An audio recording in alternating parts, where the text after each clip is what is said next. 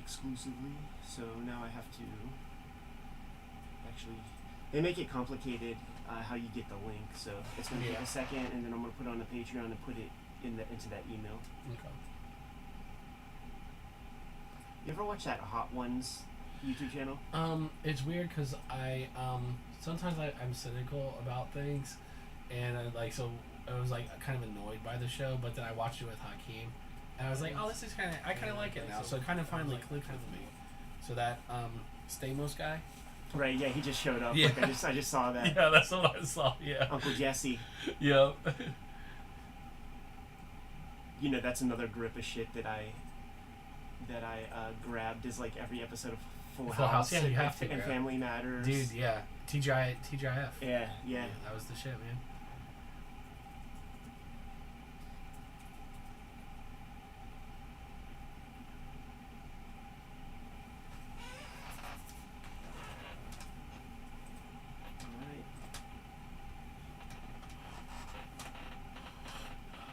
Cool. So I emailed it to you. Cool. Should pop up in a second. I got my Gmail open, so.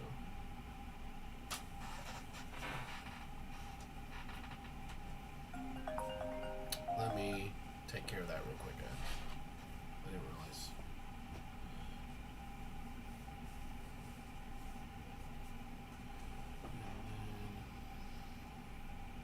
Yeah, you know it is airplane mode. Airplane mode, thank you.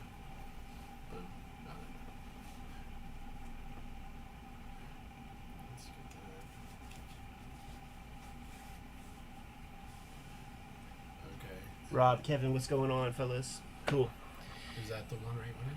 Yeah, that's us, man. That's you. That's you right there. Right. That's you right there. You're the cognizant dissonance thing. That's you right there. Yeah. Gotta turn this stuff way down. Yeah.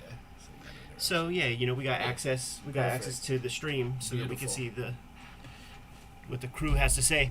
Guys, Batman Secrets, Sam Keith, Artist Edition, straight from DC, is what we're gonna take a look at first.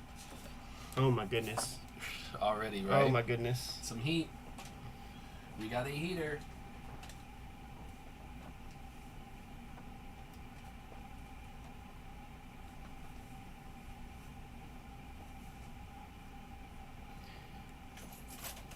You good? You got some drink? Mm-hmm. Got my water. I'm gonna put this on airplane mode.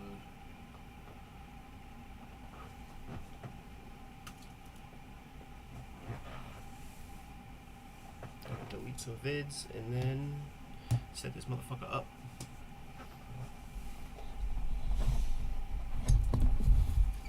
We'll be back business as usual next Thursday with Jimmy in-house, but I think Jimmy and I are going to do a stream on Cartoonist Kayfabe Christmas in July on Saturday, man. Like after we go around to the neighborhood and distribute some bounty to the neighbors. To the chillins. Hey guys, I bought 3 long boxes of comics of all comics from the aughts. You know, the 2000s era. At a yard sale. There were 70 yard sales in my neighborhood on Saturday. And one crib that had some comics.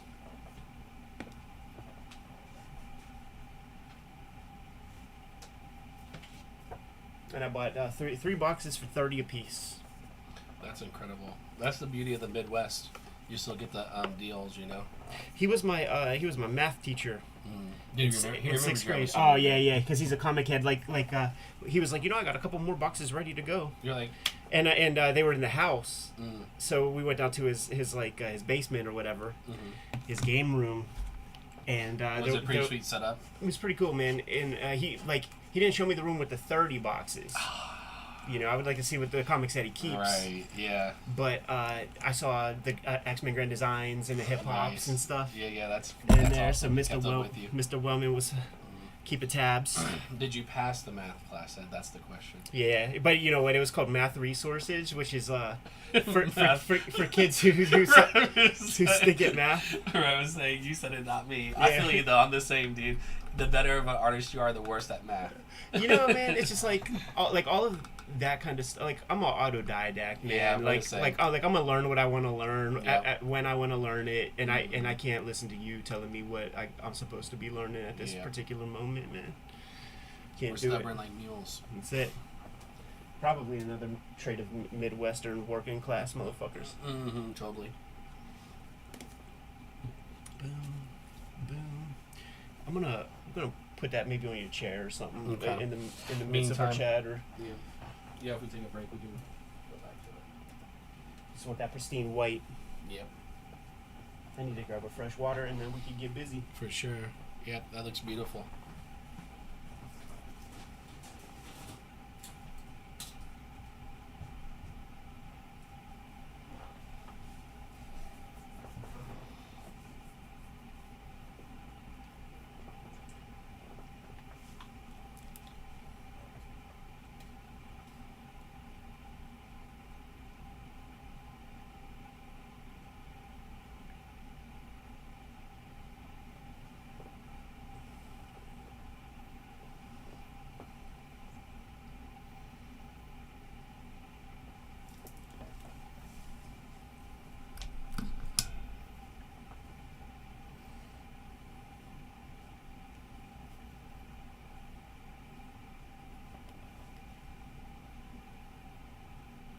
There it is.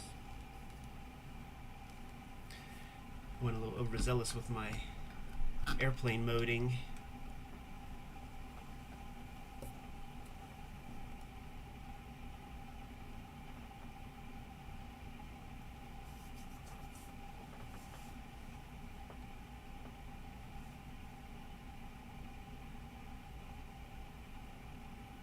This might be the same, actually.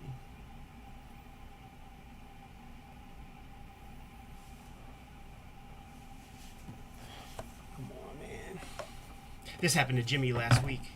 Like, what happened is this app, It's a little... it updated, and when it updated, it made certain things Mm-hmm. like back into like their default setting. Yeah. So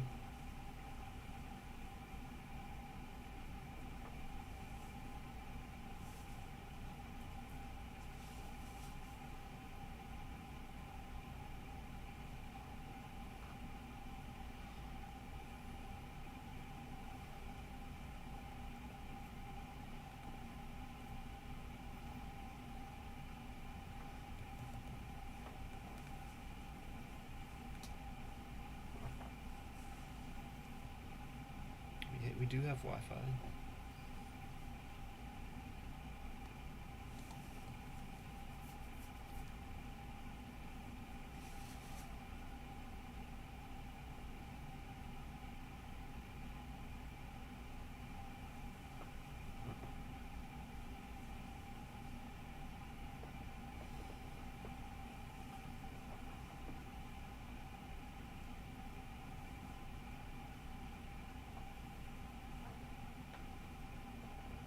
Okay. Many apologies, but it wants me to grab this app. Like, I just Yeah. got to put it onto. Oh, yeah, you're fine. Take your time.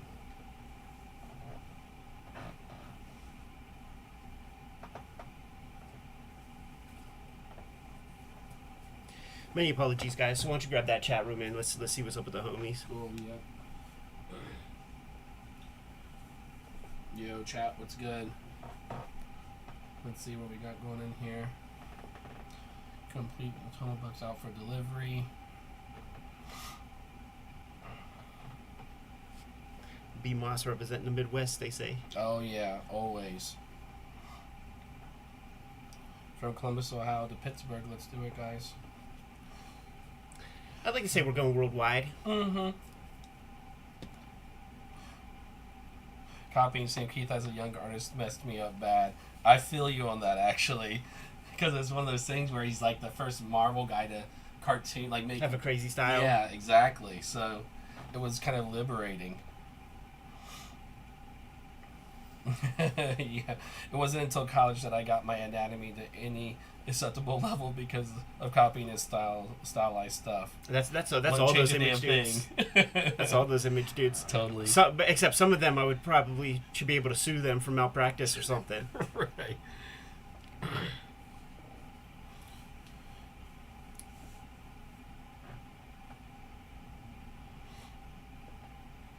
Oh yeah, that's awesome, Timothy. Timothy says, your 2 videos were with Jeff at the end of last year inspired me to start learning Japanese. Props to you, dude. Yeah, your girl got real far along. Mm-hmm. Yeah. From both trips. Yeah, and she's still on it.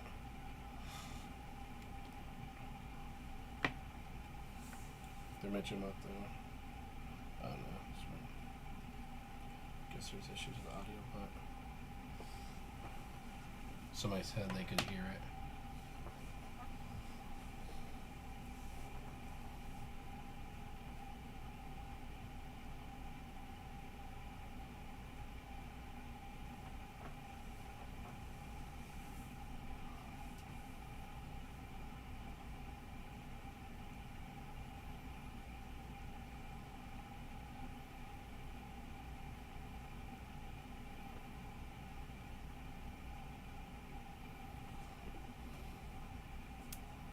All right.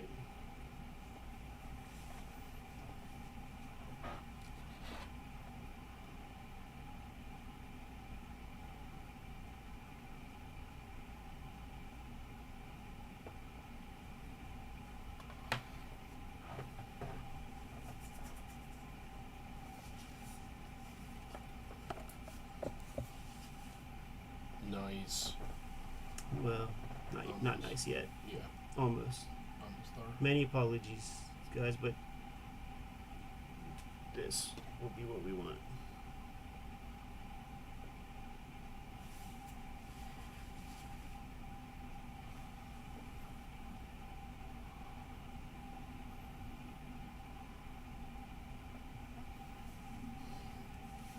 Oh my goodness, man. So this is up. So let me just.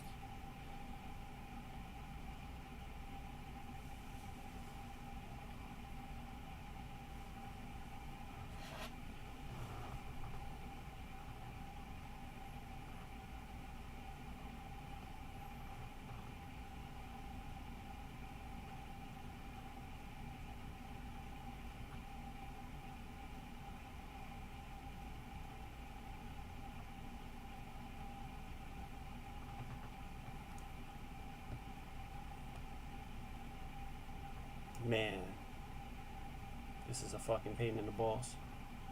But it's one of those things I just gotta figure out once. Mm-hmm. Just sorry that it has to be while you're here.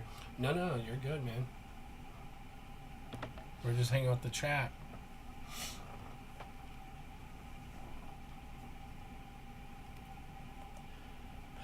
I just want to see if I could possibly get this to work.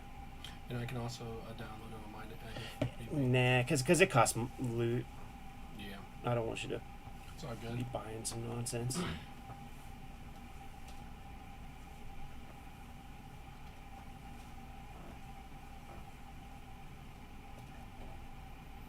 Just restarted my stuff to see if hopefully it works out. Mm-hmm. Hey, I'm gonna figure it out. It might just take a second.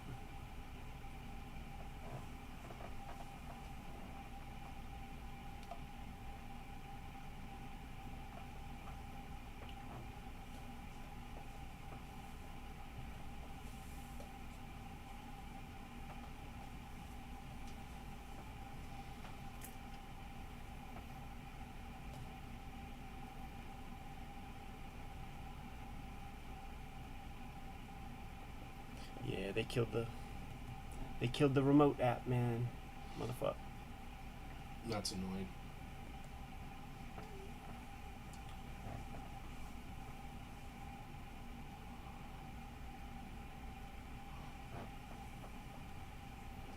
If you just want to grab a seat for a second, man, just so Okay. I'll just handle this real quick. Yep.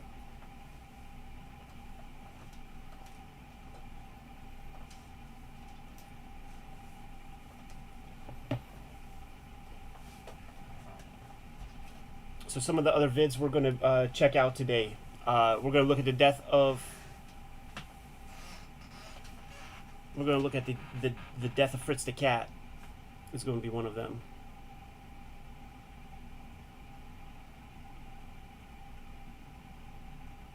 Okay, that's good. That's what I want.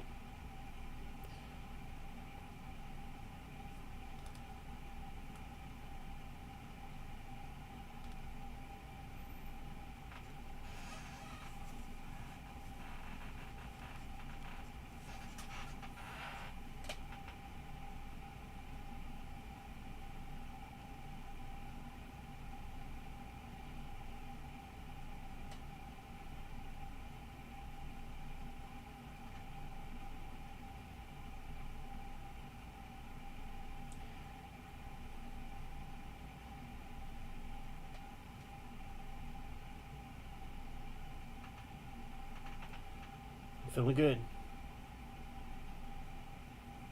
I think it's gonna work. Almost in business. I think it's gonna work. There it is, baby. Oh, hell yeah. We're there. All right, crew, we're up and running. Great. We're going to do our setup and then get the show on the road. Great. That's so good. And you know what? They took care of some things. Because, like... They would have the worst lag or the something like the that. worst, dude. The worst. Terrible. They fixed that shit. Nice.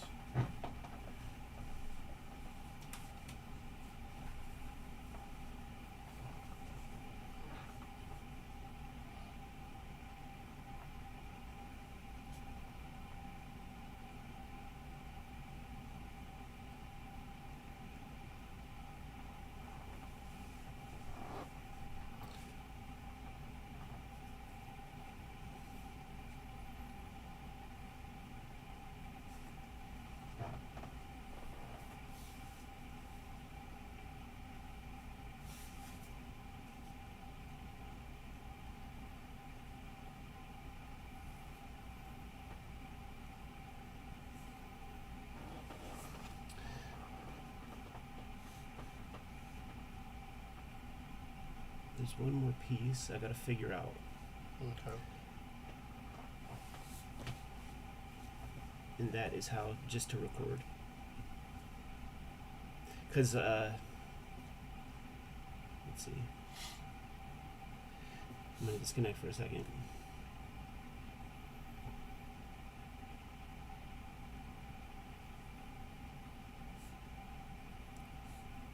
Remote control.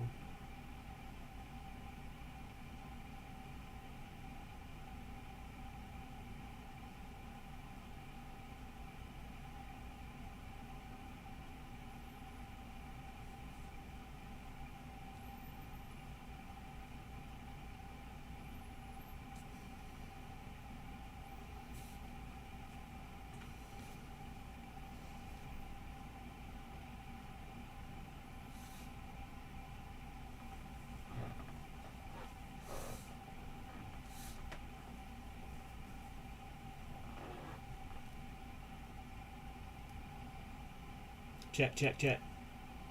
Check.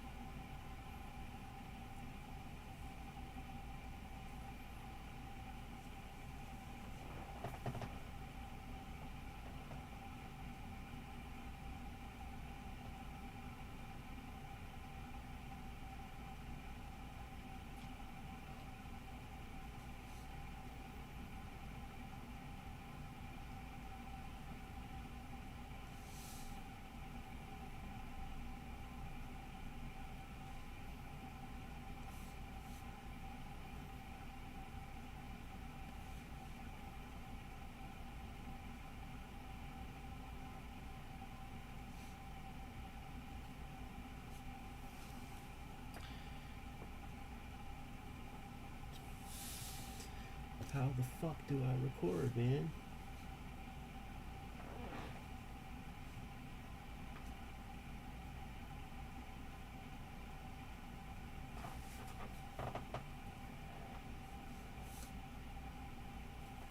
Let me look it up.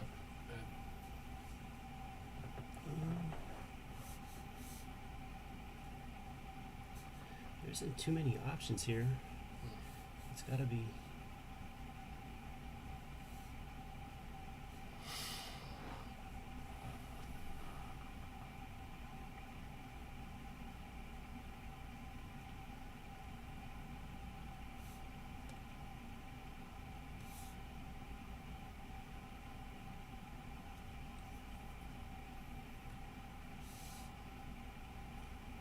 What good is a monitor?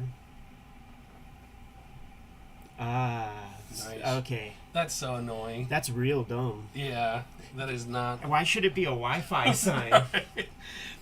You know, it's amateur app maybe. We'll see. That'll change. Yeah. Still to this day, this is the best app for filming with a camera. Because me and Jimmy always are like, I'll keep your eye out. you know, of like a regular folk way to fucking Yeah.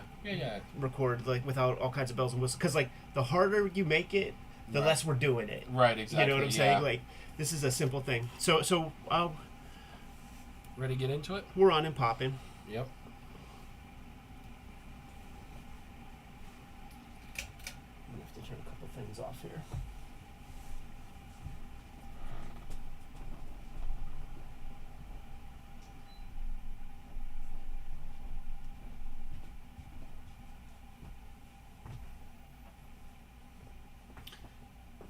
We'll just do it. Good to go? Yep.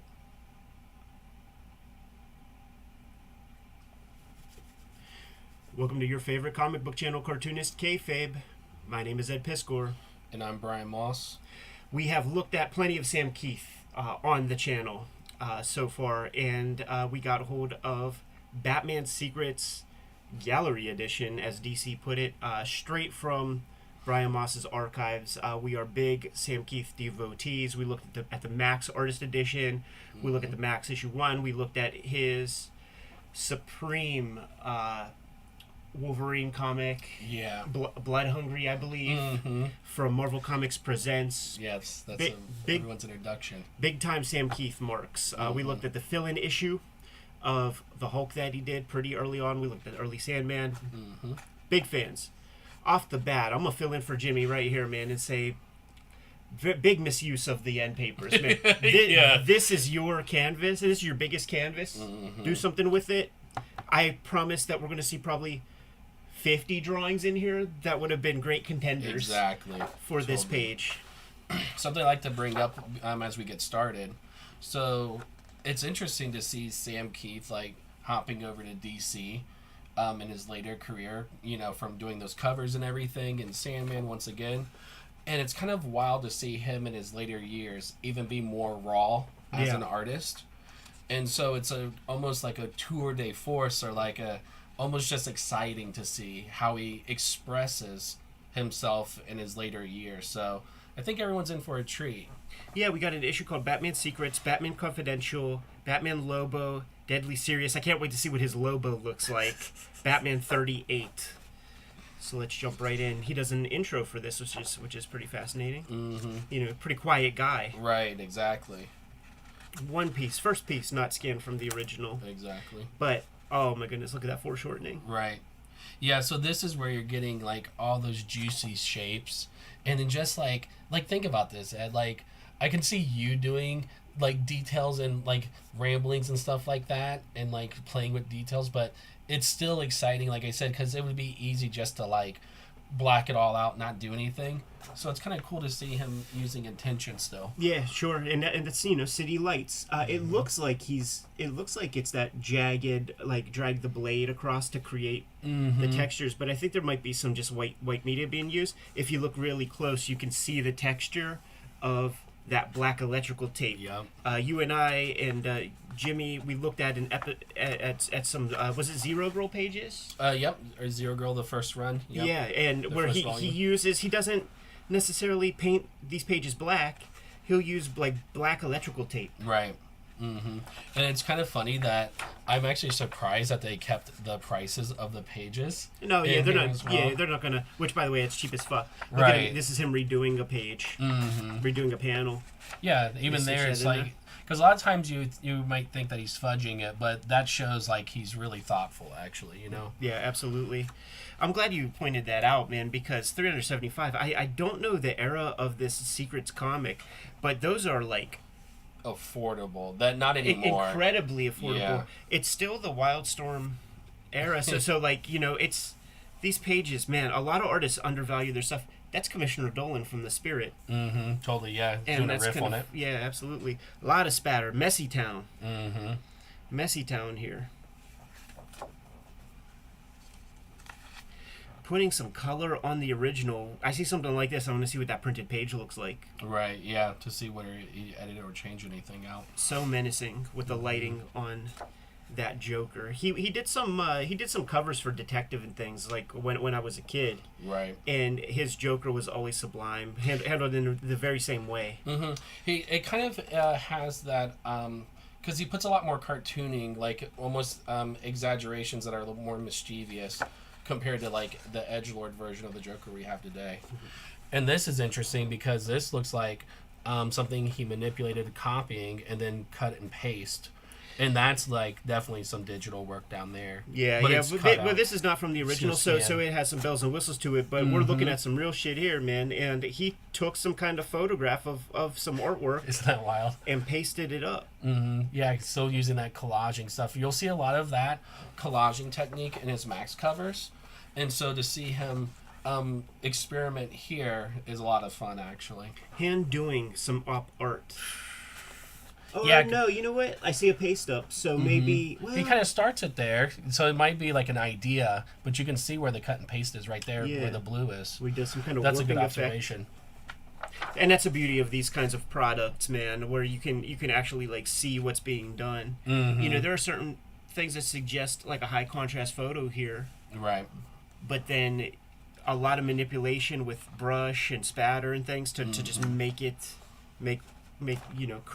feel organic. Yeah, it's cool because I've been following his career for so long that to him like learning things, like learning techniques and applying them, like we're talking about with the tape and stuff like that, and some of this even goes back, that splatter style goes all the way back to early days of the Mac. So it's cool that he carries techniques through decades. Yeah, totally. Great lighting Yeah. on this sequence here. Like Super simple. You clearly know who it is, and you see some indicators of paste up on these Batman faces.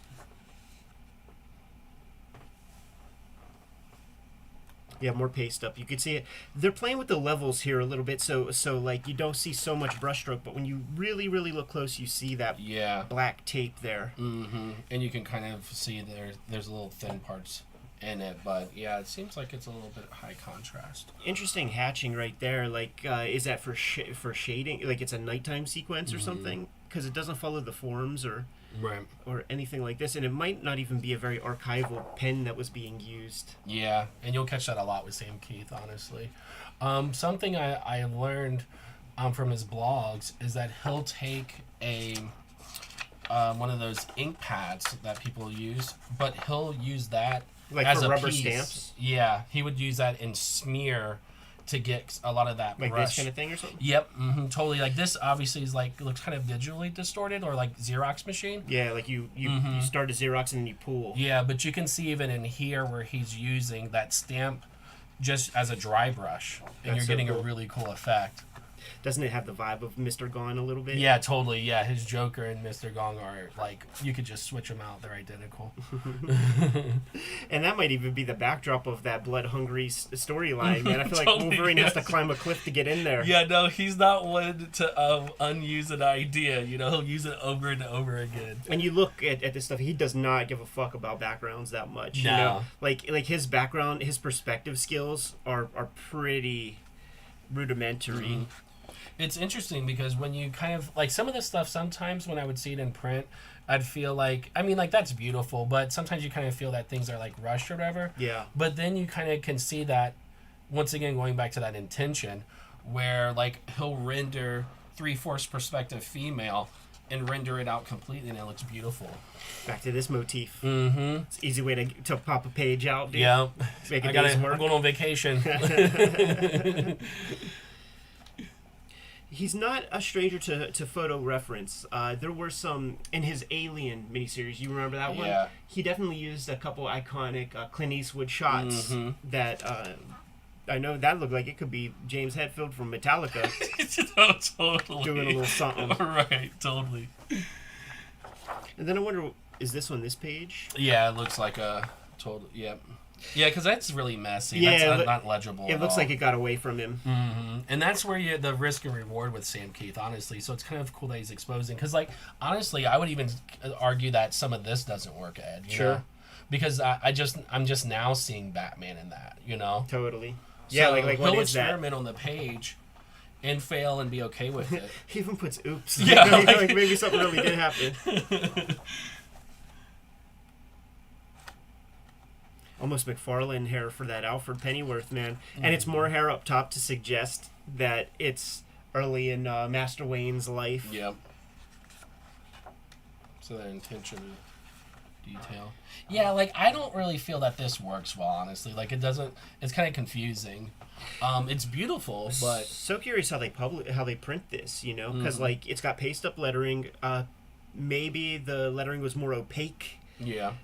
When it was originally put down, and it just degraded from the media that's underneath over the years or something. But if it's shot directly from this, man, like, it might not be very legible in terms of just the reading the words. Mm-hmm. Those shapes, man. Yeah. Yeah, using those fine liners and just like going ham on that anatomy. Mm-hmm. Look at that hard angle. Yeah, beautiful. Very expressive. Yeah. Very, very expressive creator. Probably high contrast photo right here. Mm-hmm. Very high contrast. Yep.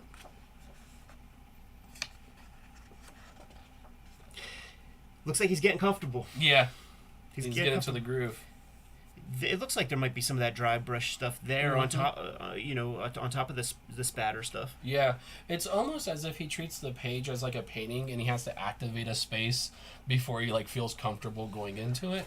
So it has like a very like you get that really visceral, and then you can just like cut in between that with like white out. Yeah, you know. Great Joker piece, man. Yeah, that piece is beautiful. That's a 5-figure piece. Mm-hmm. It's funny because I had my eye on that thing, and it was when I was super poor. Yeah. And I was just like, man. Do you remember what it went for? Well, this was actually on that Albert Moy page. It was for sale. And I think it was around like anywhere from $35 to $5,000. So, like, just imagine now. You know what I mean? Yeah. It's like... Yeah, easy 5 figures. Yeah, totally. And that was actually, that's kind of the thing that kept me with Sam Keith, is the fact that the pages were affordable. Because what I like to do is buy original art to study. This is pre-gallery edition and, you know, sure, all yeah, of of course. So that's what, but you can kind of see now the prices jump. You see that head? It's like $750 now. Wait, when you get some Jokers and Batmans, yeah, like, it would be tough not to... Like, of course, dude. Like, how this is what blows my mind a lot of times, like, how confident you have to be to just, because I feel I would have to give more. So I really liked how he approaches things like this. Yeah, same with Sienkiewicz, you know, that's something that we always marvel at. Like, these guys, certainly at this point, he's had a good 25, 30 years in print. Mm-hmm. He knows what the stuff's going to look like when it's reduced. Right. So there's just like a more confident hand. Yeah.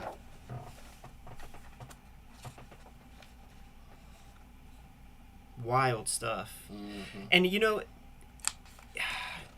the Wednesday Warrior is looking for a certain kind of thing. Right. And this is not, it's not this. No, they need proportions, normal. Yeah, they need you to bleed on the page. Yeah, exactly. It has to be rendered out. Yeah. You know, do not experiment. That's why it's always shocking with Sam.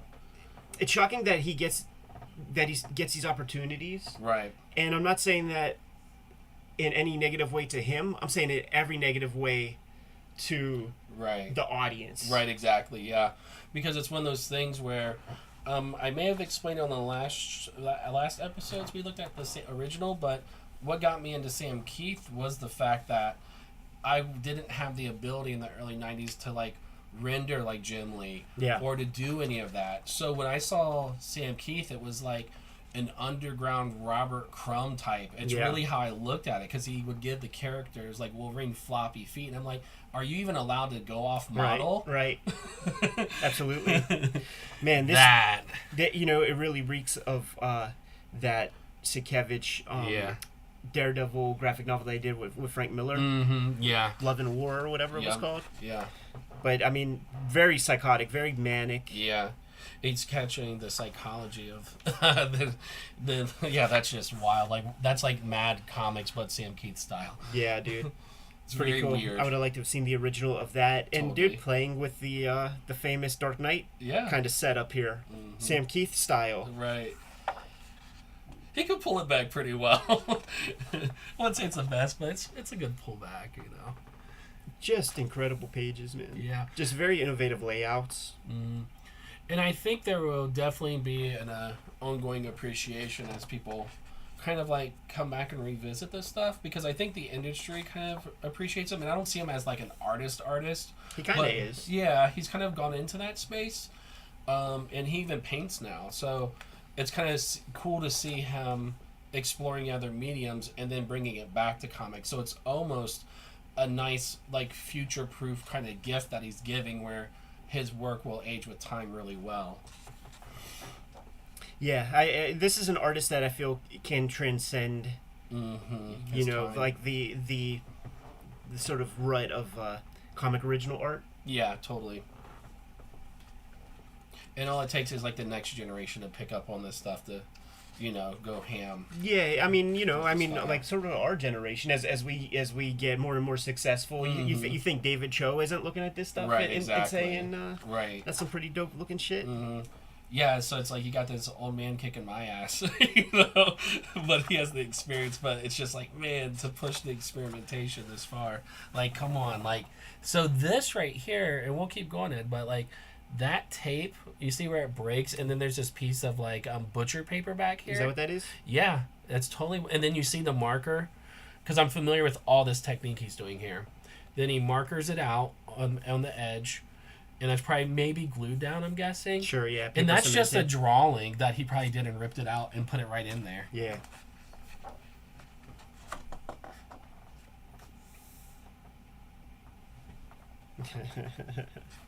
Good little comic moment.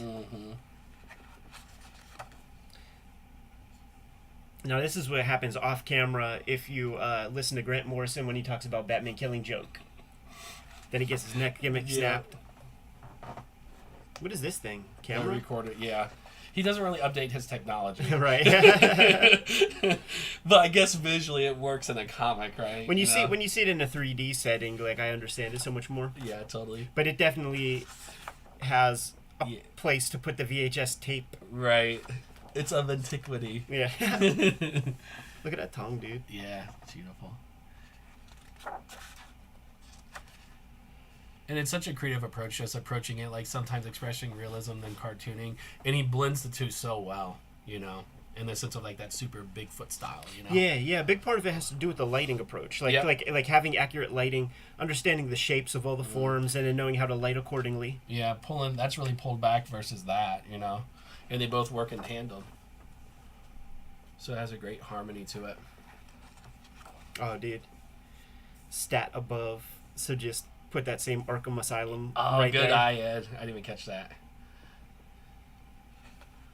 You could tell that these pages were manipulated in the scan because of how blue the non-repro blue is. It's dark, you know, like this kind of blue will reproduce. So that's an unfortunate thing with the people that scanned these pages, because they were fucking around a little too much. Like I love to see the brushstrokes. We were talking about that yesterday on the road. Like I like to see the brushstrokes. I like to see the technique, every little piece of it. Yeah. And it may be incidental to, you know, the guy scanning it in, but maybe it's instructive to see what kind of brush he used to like ink in the dark places and things. Exactly. Yeah. It's not for you to say. I love this whole like Central City Commissioner Dolan spirit kind of thing with like even these grates, you know. Yeah, totally. Very, very, very Will Eisner-ish.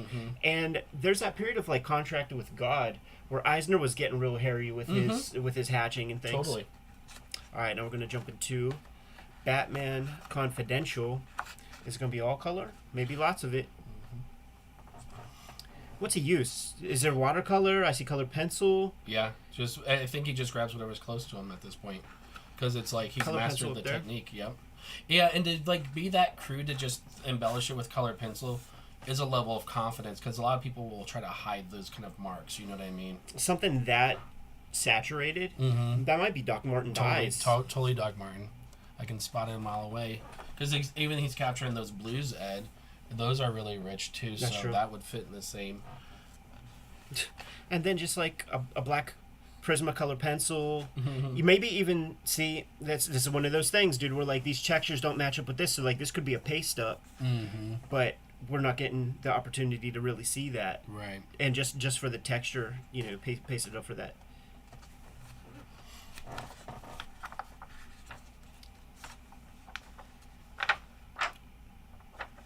Yeah, I don't quite understand what we're doing there. Yeah. Might be an overlay. Once again, I wonder how does this page reproduce? How how do you get that fit for print to have some color on the actual? Because the model was black line art reproduction. That was what it was called specifically. What you were searching for when you were doing pen and ink stuff. You know, before when it was still plates and things. We're not in that era, but and that's fine. Right. But when you have paste ups and things, like do these sort of like shaded parts, do those show up in the final printed book? Right. Yeah, this one, it's interesting to see the jump between the two books, because now this is completely derailed of any structure. It feels like, you know what I mean? Everything feels... He's pushing it. Yeah, it's really Proportions. rushed. Yeah, very distorted. Kind of like he got comfortable with Batman, and he's kind of like now just experimenting with it completely. Kind of noteworthy that there's even pasted up lettering. Like, why not just do that completely digitally? Right, yeah. Because it's not like it adds anything, you know? Like, it's just typist lettering. It's not Sam Keith Right. hand or anything like that. Unless the person was like in the same area. Yeah. You know. And just did a fresh panel on another piece of paper. Right. It's a little light. Like, I wonder, you know, how well that shows up in a final printed page. Dude, that even looks like there's that girl whose mom is Julie's friend in the Max, who's like kind of goth and Daria like. Yeah, you're gonna have a lot of same face syndrome with Sam Keith when it comes to his chicks, always. Or like even characters, like you were saying, Ed, like that kind of attain that familiarity from other books. Dude, going like German expressionism, like yeah, Dr. totally. Caligari. Yeah, good call. The freaking Max, like fucking in the back of the taxi, totally, man. Or like in the Daredevil Born Again pose. Wow. Yeah, he was like having fun with that. And yeah, going back to that, that's that Doc Marten noodling in there, and yeah, he's just having fun with those blues, man. Yeah, putting so much striation into the face muscles there. A lot of feeling and passion. Is this what we all? Go. Is this what we all came here to see? Got to see what a Sam Keith logo looks like.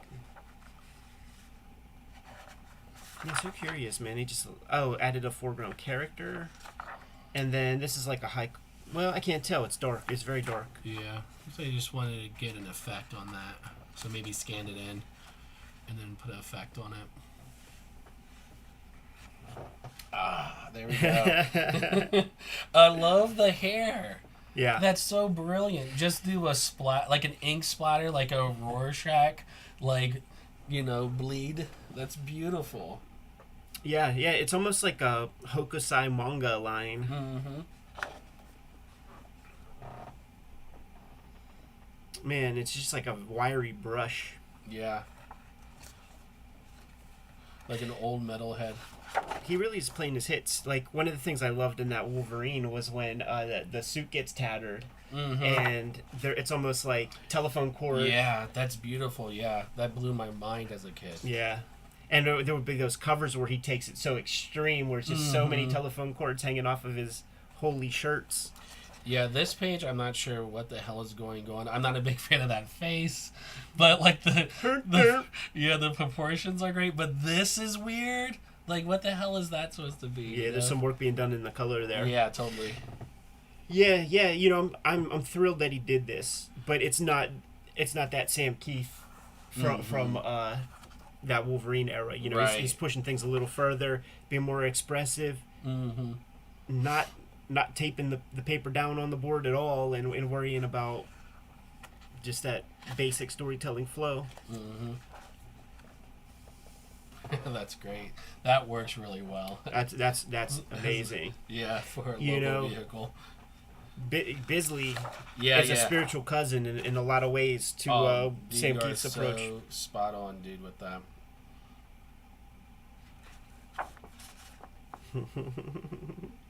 You remember there was the Bisley cover with the controversy of like the dick and the elbow? Do you remember that shit, man? It was Lobo's back. Issue 2 or something. Yeah, and he's looking back. Yeah, and it's not. It totally is. It's functional anatomy stuff. But I feel like we gotta keep a close watch on these elbows just to see if Sam Keith takes it there. That's beautiful. That's dope. Yeah. Look at that Lobo face. Yep. That's actually a really difficult shot to do, like that level of foreshortening, because it has that Jack Kirby, Eric Larson, like image era. Yeah, totally. And he just gets real messy with those hatches. And this is so confident right here. That shape alone, like doing something like that, it's pretty ballsy, you know, because that's a female. So to get that, it's like strength in there is really cool to see. He's able to keep her young too, in spite of all the line work that he's putting on that face. Yeah, totally. That's like, noteworthy. That's badass. Dude, there is elements of what was that guy's name? James Tennille, the guy who drew the Through the Looking Glass spot illustrations in the actual Lewis Carroll novels. Yeah. Like Good there's call, there's Ed. that kind of spirit in that specific image right there. Totally. Dude.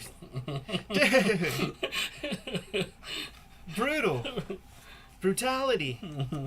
We jumped into Red Room territory, Ed. But we also jumped into the Outback. Right. Like that's a Is on steroids. That's the American Gladiators of Is.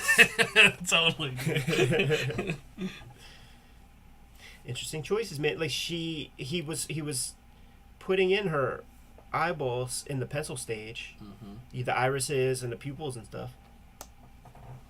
But just let them. Is that Peter David? Totally. Is that Peter David? Totally. Sam, hit us up, man. Right. Did we just find something? It's interesting that he will always leave his Batman in dark, like he always keeps him in dark contrast to Lobo. Yeah, good call. Yeah, it's beautiful to actually see that harmony. When he started playing with this kind of stipple technique, I saw that a lot in his like 90s, like early 90s era detective comics covers. Yeah. Oh, dude. That's good fun. Yeah. Like, that's what we've been waiting for. It's a beautiful page. I wouldn't doubt that he just drew the basic outer shape of these guns and just, like, did it all in pen. Yeah. Dude, we're in the Outback. We really are, right? Yeah, totally. And a lot of that Outback stuff is the function of, like, Sam Keith is just not going to be doing street scenes full of cars that are parked and shit like that. Like, he's going to be whimsical. Yeah. Everything has to have some dream element to it. Love the hand Magical lettering. realism. Love the hand lettering. Love the clean line when he does that. Did that a few times so far. Yeah, his ability to pull back is beautiful because even just when you get something like this and keeping those contours feminine is still challenging when you're like, you know, really going at it. So to see something that simple and beautiful, have those thin lines. With this issue, he's playing a lot with this deep foreshortening stuff that I am just not familiar with him playing around with, like in his arsenal of tricks. Very, very current, contemporary expression for him. Yeah. Yeah, It's kind of like something he probably developed during this time, honestly. It speaks that he is always searching. Mm-hmm. Exactly. Always curious. Dude. Yeah. It's beautiful. Those triceps. Mm-hmm. Bigger than a biceps. One of his influences is that Arthur Soydum guy, and you could find like old heavy metals that have Soydum doing these proportioned kind of creature things and these like weird landscapes. But this is a quintessential piece of Sam Keith artwork right here. Great gravity, great physics, great balance. Yes. Great balance. And like one of the tricks that they always tell you, like you can play around with a standing figure any which way, but the tip of that foot needs to come under like the chin to create that proper balance. So he hits it, man. Yeah, totally. And it has kind of like a bondage, like Cat O' Nine Tails hand. It's a little kinky. Yeah. So this image, like I recognize that from that statted panel in the back, but then he's like adding on vellum an extra figure that could be stitched in digitally. Is this a birth sequence? Totally birth sequence. I almost didn't want to change the channel, like turn the page, man. Yeah, like that idea of pulling back, it's just like his rhythm on the pages is just undeniable. Like you're literally getting 3 different styles, right?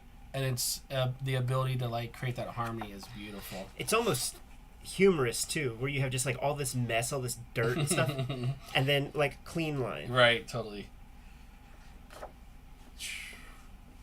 That drapery, baby. Yeah. Playing with some dry brush. Dry brush kind of spatter daubs just for drapery. I've never seen that before. No. Man, the brushes that he uses for this are those like middle school art school brushes, like art period class where like the kids didn't clean out the brush for Right. like You got super stiff brush bristles. Yeah, you got some acrylic stiff bristles on there. Yeah. But he saves them, he makes them work. We have a place here called the Creative Reuse Center, and they'll sell those brushes for that's awesome. 25 cents. And I know people have put great use to those. Yeah, personality. King Diamond. Jumping to Batman 38. That is a Hallmark Image Comics circa 1992 page composition right there. Totally. Right? Totally. And this one, he's using a lot of black Prismacolor. Dude, there is a lot of color pencil just on this. Yeah. Wow. Dude, each of these different comics, he is doing different things and playing with different materials and media. Yeah. It's like, it's almost what the driving force to get him to work. You know what I mean? Yeah. Like, it seems like he's more into... Just to stay inspired. Yeah. And Which is and a great... keep pushing. Yeah, it's a great technique to keep you going. So respectable. Dude, man. Yeah, like, he completely flipped it here, right? I am so inspired. I need to get this issue. Like, I need to see what this looks like in print. Because I mean, everybody has these color pencils. Right. Getting some nice smearing going on here. Oh, I hope these colorists didn't fuck up this guy's work. Yeah. I haven't looked at these so. issues since I've gotten this, so... Oh, here we go, Ed. See, this is the one that I remember. Yeah. I don't know what issue that is, but I remember picking that up as a kid and just being real freaked out. Yeah.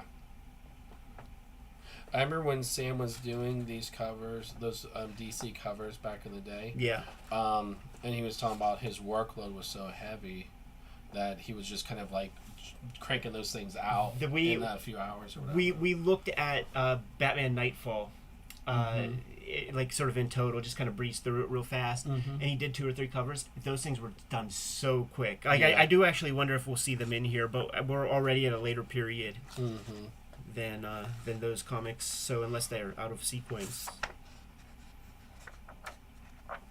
Oh look, so it's a different approach. Like it was going to go one way, but he was like, you know what, man, I'll make far more money. Yeah. If I put a big logo on it. These are the covers. For the secret? Yeah, for Scratch.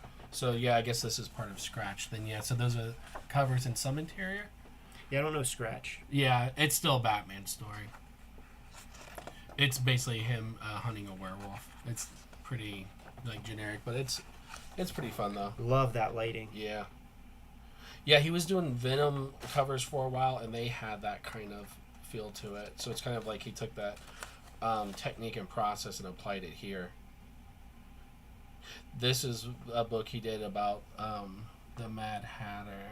Arkham Asylum Madness. Mm-hmm. And these are actual pages. So these pages are done on a single 11x17 board as a spread. Mm-hmm. So this is, if it's the size of the original art, like, that's another interesting approach. We haven't seen him do this ever. Right. And you can see his panel count and compositions are different. It looks very close to actual printed size. Mm-hmm. Like, for context, here is a comic, so Right. it might reduce 10%. Yeah, but he definitely, like, probably just traced the comic, and it was like, all right, 2 shapes, let's go. Gorgeous. Mm-hmm. And you notice, man, there's no lettering on this stuff because you just can't hand letter that small unless you want to fucking end your career with tendinitis and carpal tunnel and all that. Now, I don't know if these were the cover for the sketches. I mean, are these sketches for the covers? Batman Through the Looking Glass 1 and 2 covers. Okay, so these are the official ones because, like, on the graphic novel, that's all I have of this. Mm-hmm. It's this image, but completely different color and everything. I so see. That's interesting. A lot of Photoshop. Always like to see him play with this clean line. It looks like very spot illustration style of, the days of yore, the 60s, the 50s. And this is interesting if you isolate this, Ed, like just that blocking, like the way he handled that the black there, because he's not using any dry brush or anything. So that's kind of interesting to see what it looks like raw, before the flourishes. And it's such a fascinating approach when he decides to apply a lot of lighting and detail and things, because it really stops you dead in your tracks. Yeah. It's like flow, flow, flow, flow, flow. Poignant statement is being said, something important. So he's conscious of that. Like spend a little time on that panel. At the old Alfred. If it was flipped and Robin was tied up, you know what that would be called? What's that? Boindage.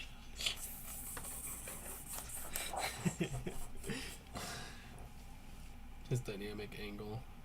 Yeah, this is your Alice. It's funny that you mentioned the Alice in Wonderland thing. Yeah. Because that's completely Ed from the freaking book. Yeah, it is. Yeah, the sort of shapes of it. Mm-hmm.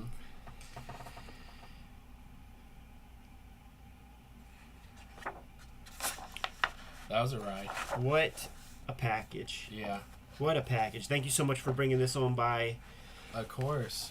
I'm glad everybody got to see it. It's beautiful. Such a gorgeous book to look at. More late period Sam Keith, seeing what he's up to. He's done a lot of work in recent years, And I confess, like, Marvel DC, they turned me off on the new Rex. I barely ever fucking take a look, man. I never look, man. And I'm never I don't pay attention to Diamond catalogs or previews or anything like that. I'm kind of like off doing my own thing. Right. When there's an impending Clouds book, I know. When there's an impending, Love and Rockets, I know it's coming. The heavy hitters, yeah.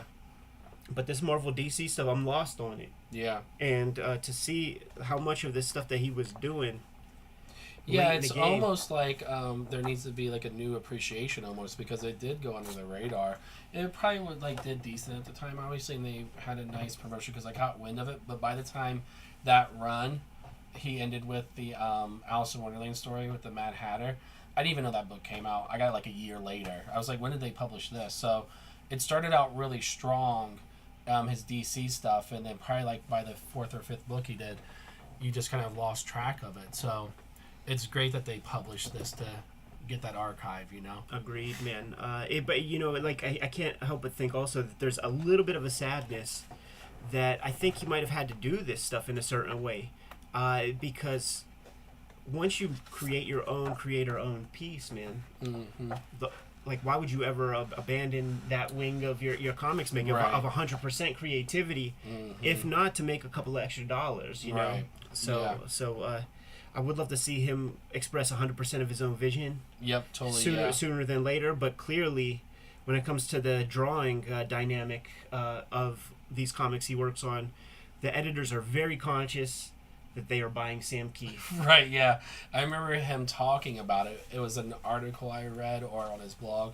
And when he first got back to DC and started working on the Batman story, he was like, I'm just going to draw the story, but when you get the artwork and you don't like any, if there's something you don't like, I'll redraw the page. So it was interesting to see that he's open to that concept. But I can't recall everything in the article when I read it, but I don't think it was an issue, obviously, because you're not going to, like, who's going to tell Sam Keith what to do? You know what I mean? Totally, man. Super cool. Let's get out of here. Kayfabers, like, follow, subscribe to the YouTube channel. Hit the bell so that we can notify you when new videos are available. King Kayfabers on our Patreon. Get first dibs on the books that we are talking about. This book here, produced quite a while ago, man. They might be expensive on the aftermarket. I don't know that if it's still in print. King Kayfabers are getting first dibs, and once we look at that chat room, maybe some of them already bought the thing. Well said. They have access to these streams. They have access to the videos ahead of time. Ultimately, the vids are brought to you by the books that we make. Brian Moss, co-host with the most, man. Tell people what we're looking at right here. So this is Outer Heaven #1. Currently working on 2 and a few other comics. You can check it out and get it on my Etsy store, or just hit me up on Instagram, Strange Things Moss. Boom. All this stuff right there, man. Yeah. Scoop up the comics. Hip Hop Family Tree. Omnibus is coming to you sooner than later at this point, just a couple of months away. It is collecting the 4 volumes of Hip Hop Family Tree, 140 pages of new material inside of a really, really slick hardcover. Not the only holiday effort coming to you at the end of this year. The X-Men Grand Design trade paperback is coming to you. It's complete. It's going to have all of my X-Men Grand Design work in there. Some of those volumes are out of print as we speak. Red Room Crypto Killers is my latest round of Red Room comics. There are 2 trade paperbacks of that out there. Issue 3 is impending, or by the time this video is out, issue 3 is on the stands. Just didn't get my comp copies yet. Jimmy has True Crime Funnies that is sold out in the first print run. You guys have scooped those up really, really quickly. He is racing to get a second printing of that done, but you can read it on his Patreon. Links in the description below there. And Street Angel Princess of Poverty is coming to you sooner than later. At this point, it is going to collect all of the work that is not in Street Angel Deadliest Girl Alive, which recently got a fresh print run. You scoop up both Street Angel books. You got all of Jimmy's Street Angel content to date. We have newsletters. We have a merchandise store at the link in the description below. Brian, Jim is not here, so it's going to be up to you, man. Give these guys their marching orders so we can be on our way. Read more comics. Beautiful.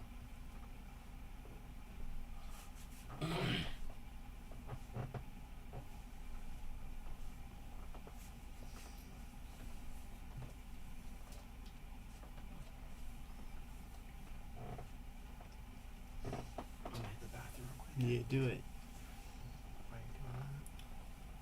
Then I can come in and check with the chat while you set the pictures.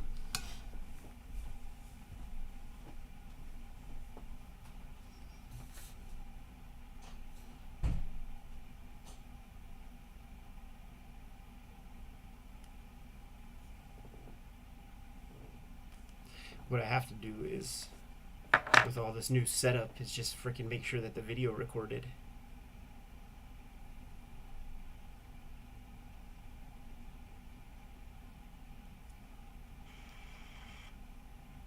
Then you kind of can see that, once again, going back to that intention. Beautiful.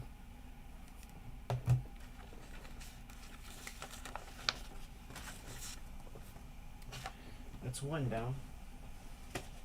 What I have to do is continually charge my phone in between vids.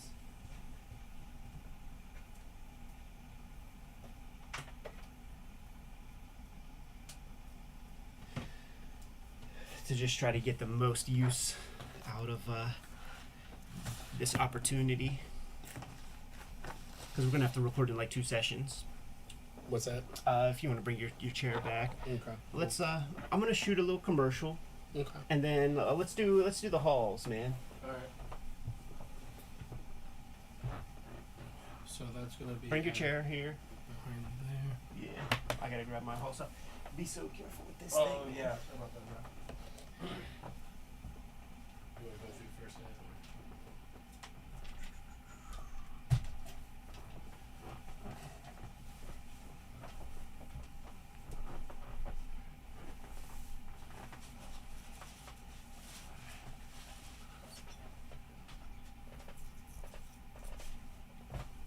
We'll do one haul video. Okay. All right, so we got Let's this. put it all together. Yeah. Can we just pull up the highlights from the poll episode of Junk, or do you want to see Junk too? I like most of the stuff I got is like. Let me see what you got. Alright. Yeah, we should flip through all of it. Okay.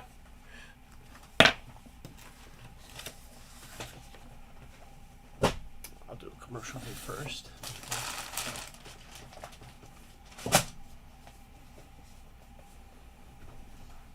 Some tape.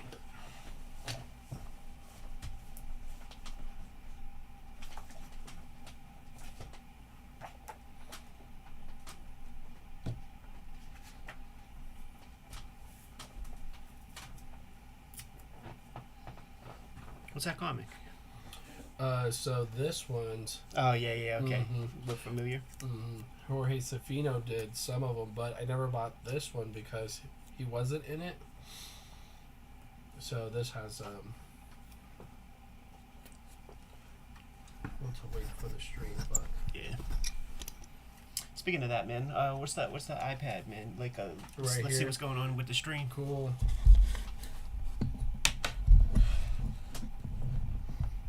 Got 23 cats in there right now. Nice. Thanks everybody for sticking around and hanging out. Check out some comments.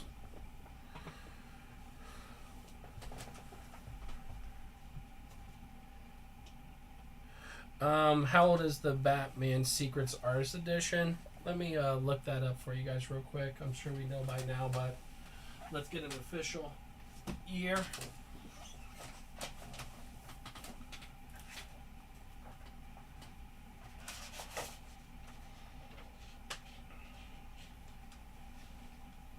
It looks like 2017. So this is a good 6 years old.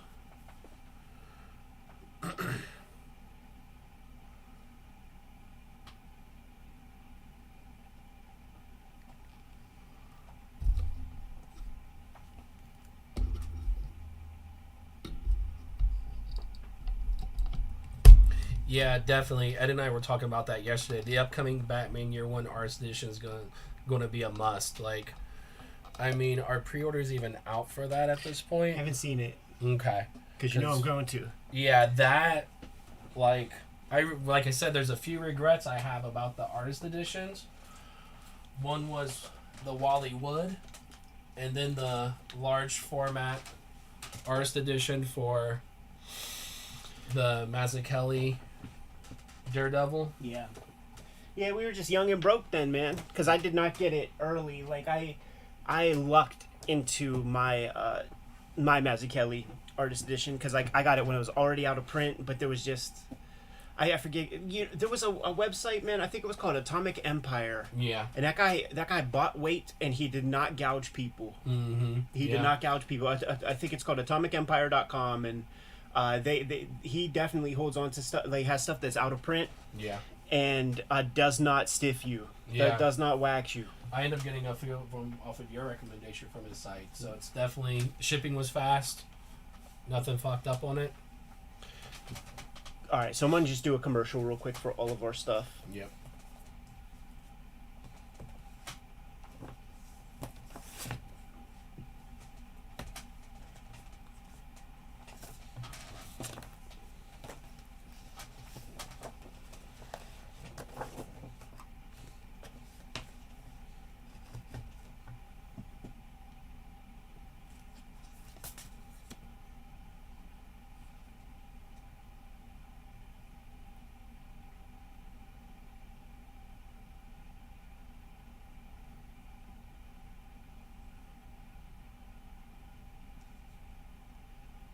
There, I'm gonna choose quality for the remote.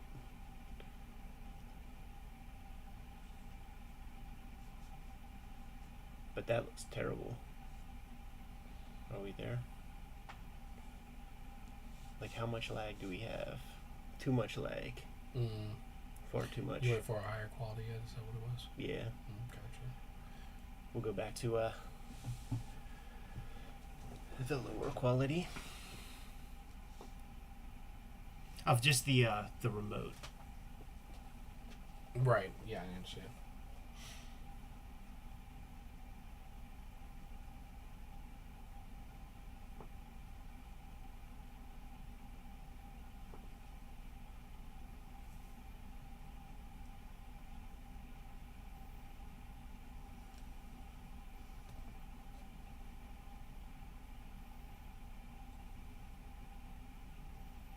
Man, they're really still ironing some stuff out themselves.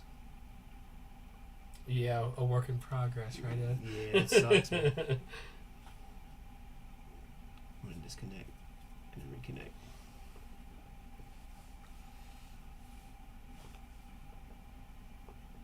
Alright, cool. Alright, so I just did this commercial real fast.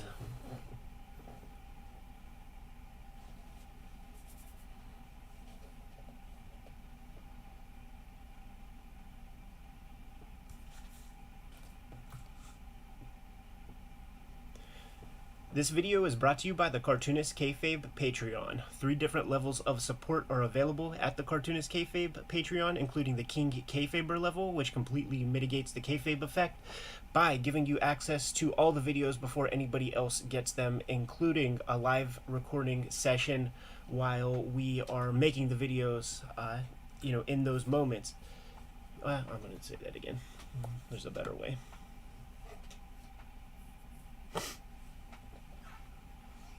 This video is brought to you by the Cartoonist Kayfabe Patreon. 3 different levels of support at the Cartoonist Kayfabe Patreon, including the King Kayfaber level, which completely mitigates the Kayfabe effect by delivering those supporters all the videos before anybody else gets them.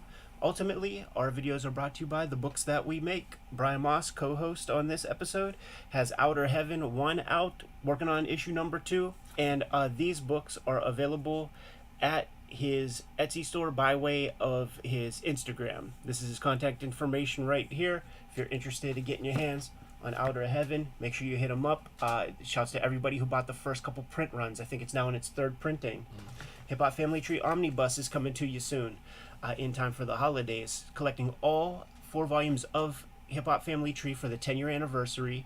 This is going to be a 504-page hardcover book with 140 pages of extras, including a lot of artwork I drew exclusively for this book. The X-Men Grand Design Trilogy is coming to you at the end of the year also. Some volumes of X-Men Grand Design out of print right now. Get the handy dandy collection, you get it all. Red Room Crypto Killers 1 and 2 are out right now as of this recording. It is the last season of Red Room Comics. 2 trade paperbacks of that are out there in the wild. Jimmy has Street Angel Princess of Poverty forthcoming. It is a companion piece to Street Angel Deadliest Girl Alive, and if you have both volumes, you have all of Jimmy's Street Angel content to date. And True Crime Funnies has sold out for Jimmy, but he is rushing to press a new print run for this fall. But you could read the entire True Crime Funnies at Jimmy's Patreon. He is also the author of Hulk Grand Design and the artist behind Plain Janes. Now that we're done paying the bills, let's get back to the video. Beautiful.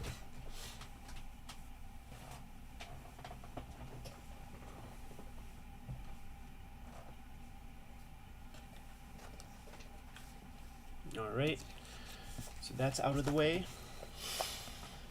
And then what I do is I just stitch those in, so like we just jump right into things. Totally. So let's do some hauls, man.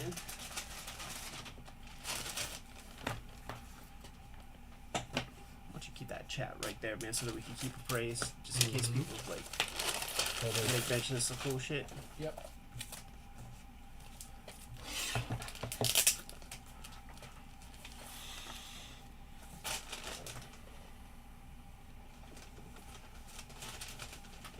Hey guys, I got this, man.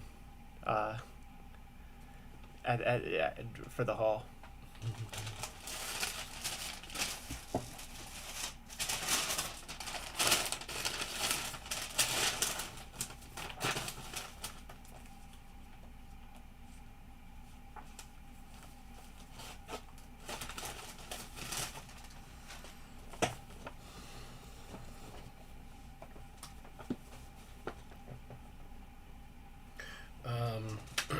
you got time to answer a quick question? What's up?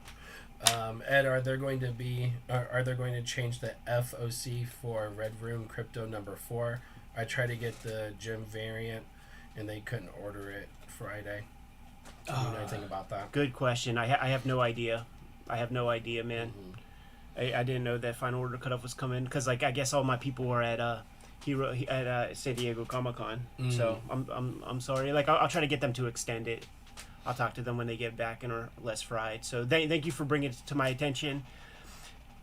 I hate when people in the audience have to bring this stuff to my attention, not my fucking publisher. Yeah. So I'll be sure to express my frustrations to them. Mm-hmm. Everyone's busy. Yeah, but they get half the juice, you know. Right. We're supposed to be working together. Totally. We're supposed to be partners. Mm-hmm. To be fucking partners, you know. Right. All right, man. If you wanna, well, I guess I'll handle the stuff and. Yeah, it's all good. However you wanna throw it down or order it. Trash. Those guts are so terrible. But it kind of speaks to his skill set, right? Oh yeah, yeah. We got greedy. Welcome to your favorite comic book channel, Cartoonist Kayfabe. My name is Ed Piscor. And I'm Brian Moss. It was Brian Moss's first time visiting Ides comic shop, Pittsburgh's oldest comic book shop in town. But first, got to let you guys know about the Cartoonist Kayfabe Patreon. King Kayfabers on the Patreon. Completely mitigate the kayfabe effect by getting all the videos before anybody else. And a video like this where we unveil our hauls from when we bought a bunch of stuff could make comics very enticing on the aftermarket. Without further ado, let's just jump right into some stuff, man. So we're going to be taking a look at this is the Brian Moss haul from our little Ides round, man. And off the bat, we're looking at the 2 Frank Turan issues of Punisher that he drew. We do have a video on the Cartoonist Kayfabe channel with David Cho where we broke these down. I hit up Dave, yo man, what kind of comics would you like to look through, man? He's like, do you know about the Frank Turan Punishers? I was like, motherfucker, do I know about the Frank Turan Punishers? I bought this one at Kmart when it came out. What do you call these, the big jeans? Yeah, they got the hip hop pants. So like in Columbus, I came across this comic at an antique shop, and they were a little bit obviously beat up copies. So to score these yesterday in this nice of condition in, pretty cheap, right? Dude, $3 each. That's a dream come true. Because like the kayfabe effect hit, those things hit like $30. I'm like, oh man, I wanted to replace my copies. Our generation knows about these. Yeah. You know, so like these always kind of were sought after, and you know when David Cho says, "Do you know about that?" and I go, "Yes, I do," and then Jimmy has them also. Right. And then you hit me up and you were like, "Oh man, I thought me and Jeff were the only people that knew about these ones." Right, exactly. Because it's esoteric. It's deep in the run. It's more towards the end of Punisher. You know, Punisher is almost toast, and it's just 2 maniacal, beautiful issues of comics. Like I said, we went deep. Yeah, I don't think the editors were paying attention by this point. And he just kind of got to do whatever he wanted, you know. It was on its last legs. Yeah. And then Turan did a number of covers, maybe for like the next year. Which I wasn't too familiar with these covers, so this was like even a surprise in itself because like. I don't know about you guys, but I just take comics and paste them to my wall sometimes if it's just the cover. Because if you notice, the insides are terrible. Like, sorry, artists, but, like, it's dog shit 90s art.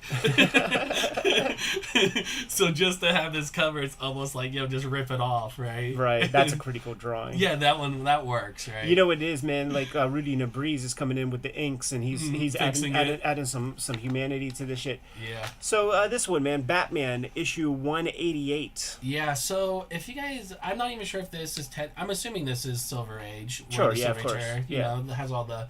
12 issues, yeah, of course. Mm-hmm. Now, the thing is, it's like, I don't know about you guys, but it's like, I love this stuff still. Yeah. It's not collected. They have the Golden Age stuff that they're reprinting now with the new covers and everything, but as collections, but I still get these because I cannot find solid collections of Silver Age Batman. And obviously they're expensive sometimes, but you can find a good deal, or I'll just pick up one every now and then that has a great cover. And that's a great cover. Totally. The villain is a Ticonderoga pencil Yeah. that went in a suit. Yeah, pinstripe suit. Radioactive Man number 136. Bat and Lash on the writing duties here. Dan DeCarlo doing pencils. Bob Smith on inks. Man, that's pretty wild stuff. Seeing Uncle Dan, who is ubiquitous amongst Archie aficionados, Right. drawn in the Simpson style. It works. Bat and Lash was the writer of A Punisher Meets Archie, which is a video that we did on the channel. So he's got that knack for humor stuff. Yeah, it's one of my favorite issues. That Not this guy's the Punisher and Archie, but this. So it's kind of funny. I don't ever see these like highly detailed like books that are like they fall below the splat and all those kind of guys. So it's interesting to actually like find these because they're so experimental in doing weird shit, even like this.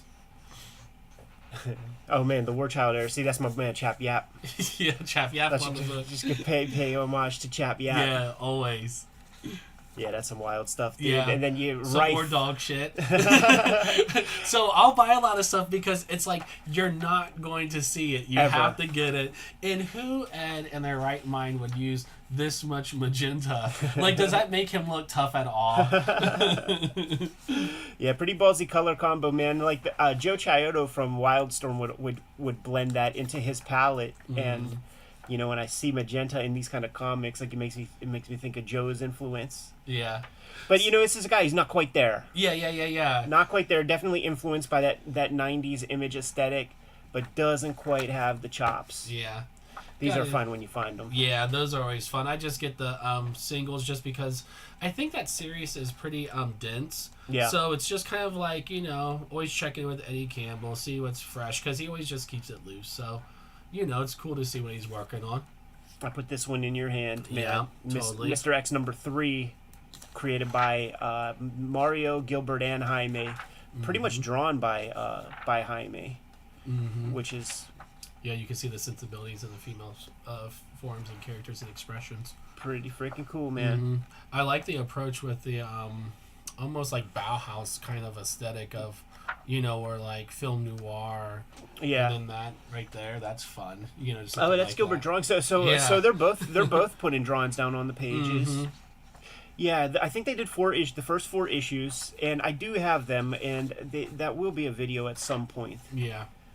This, I don't know what the hell this is. Oh, this is Aircell Comics. Like I'm a devotee of this, and if you get the right ones, you got a Guang Yap Dragon Ring, but Del Keown comes on later. Oh, really? Yeah, Okay, that's this is- exciting. What year would that have been? Oh, this is like 86. The Comics boom. But Guang Yap, I mean, look at that. That's pro. Yeah, that's yeah. It's Like beautiful. he goes on to like do comics for the big 2 for sure. Yeah. He does an issue of New Mutants Extinction Agenda over top of Rob's Ruffs. Nice. So You'll have to check that the out. dude has chops. Yeah. One of the guys who also comes from Aircell Comics is Dave Cooper, and we did a shoot interview with Dave, talking a lot about the Aircell Era. days.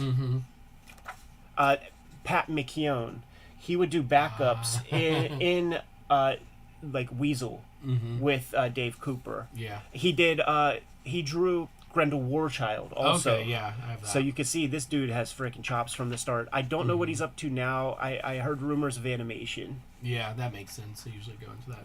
And there's Dave Cooper right Yep. there, dude. So you got Totally. you got Yeah, a we got good it, Jim. solid crew. I'm a And this is my collector of first Aircell. Yeah, this is my first introduction to the Aircell stuff. So this is great. And this is one of my favorite dudes from the Aircell days, man. Warlock 5, you get the first like 17, 18 issues of that. Denny Bouvet or something is the name. He did the Alien miniseries after the black and white first one, I think. It might be before the Sam Keith one. Right. Obviously, Ren and Stimpy can't go wrong. This is like Dan Slott was the writer on these early shits, man. Yeah, look at that. Oh God. Yeah, he was in the game early with this I kind of didn't bullshit. realize that. Mike Cazella, the artist of Captain Jack, who actually did work with John Kay at Spumco, even going back into the Mighty Mouse days. Oh, nice. Yeah, it's always interesting to find these because I don't collect them. Not out of any reason besides, just, convenience. So it's one of those things where, like, kind of, because, they were just making so much money at this time off licensed books, The Beavis and Butthead book was a big hit. Yeah. So why not try to get another bite at that apple? Yeah. And so a lot of this stuff is kind of nostalgic because I would see this in newsstands, as a kid. So it's kind of like, oh, yeah, let's tap into that, see what's up. I remember on that Dragon Strike, the VHS tape, man, has Malibu, the American Gladiator, because he's too much of a puss. From the document. He blinks too much. He blinks too much, man. Yeah, take a hit. Little Rick Veitch piece. Yeah, you can't go wrong there. I have it as a trade. Nice to have that cover. Yeah. Great methods and materials. Yeah, airbrush. Man. Doc Martin dies. Yeah. Rick Veitch won the goats. He is on my Mount Rushmore. He's a top 5 cartoonist for me. We've got a big video on Brat Pack. We've got a great video on Max Immortal. Yeah, which is incredible. We have probably a 2-hour shoot interview with Rick Veitch, and we have not yet done the one, but we need to. Yeah, the one is definitely. And then here, man, tell the people what we're looking at, dude. So we, as you know, I'm a big fan of like all the image creators and everything, and all they always talk about is collecting those first 100 issues. Yeah. Fantastic Four. They'll talk about having a spinner rack with the first 100 issues, and I'm like, dude, that is such a passive, awesome idea to just collect them because you get the actual to experience it, like because I've always experienced it in the essentials. So to actually get those ads, get the wear and tear, and at that price from Ides, you can't go wrong. Yeah. So snatch them up quickly. All we need is reader copies. Yeah. We ain't bougie slabbers. Right. Yeah. Oh God, never. 48, 62, Blastar. And I think these have personality, This is a motif of Kirby. He did a bunch of like the guy kind of bound to an asteroid kind of images. Mm-hmm. The later you get, man, the tighter the synergy between Sinnott and Kirby. Mm-hmm. So these classic were cover. Yeah, so these were just I was elated when I seen these and just grabbed them, So I'm really happy. I have probably about 25 issues throughout the first 100, so it's really cool to expand that collection. This fucking remote, man. You're good. I hope that shit is still recording. And I don't think it is. Okay. I don't know when it stopped us right here, so that is not good. Okay.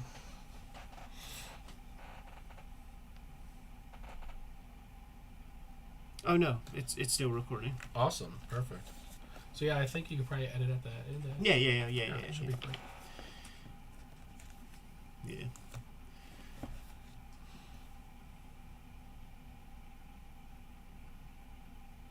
Man, it is not making my job easy. You want to do a hard reset on the iPad? I might.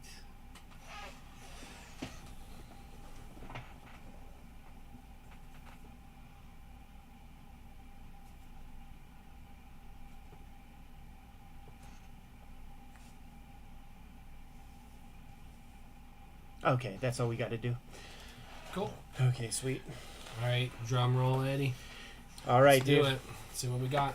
So you can grab your stack. Yeah. And So next, what we're checking out is Ed's stack. yes, and you go to Ides, you go to the basement, you go underneath the stairs, and you can often find very cool comics in their cheapo stacks. Been beat up copies. Mm-hmm. On the back, you take a look.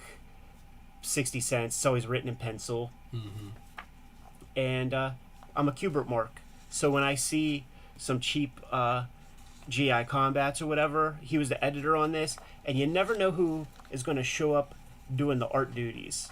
So this is Glansman up front, but you might have some like Russ Heath in the back there. Nice. Joe will show up every now and then. Mm-hmm. And then you do get some weird stuff, man. This dude, Rick Estrada, not a big fan of his artwork. It's very, very crude, very, very rough. But one of the things that's noteworthy is he's ambidextrous. So can draw with both hands, but maybe you should practice more with one hand. Is what I'm thinking about. Yeah, man. some of these weird tangents. That looks like straight for the jewel sacks, doesn't it?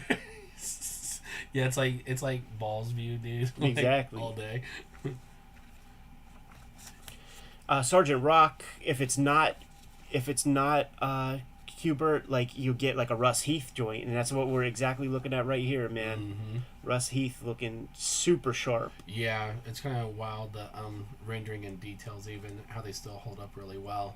That the paper hasn't just smudged to death. And you could always tell when Joe Kubert is like fussing on the page though, and like adding a little something. Mm-hmm.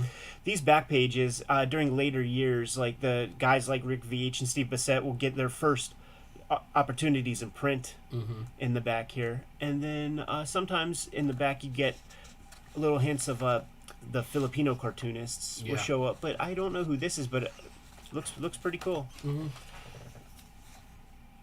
Another Russ Heath. Yeah. From the looks. Mm-hmm. Keep them in the front. We know what sells. Yeah. Then you got this like sad sack bullshit later, man. Mm-hmm. Sam Glansman. Yeah, it's like just look at the front half. Yeah, like that's beautiful. Pretty cool cover. Mm-hmm. And this is unmistakable Joe Kubert right up front, man. So always a gem when you get some Uncle Joe comics in the mixture. I've always been impressed with just like his consistency. Yeah. Throughout the years. Yeah, for sure. He always drew well. Mm-hmm. Always drew well. Yeah. Kona's, man. I am putting together a run of Kona.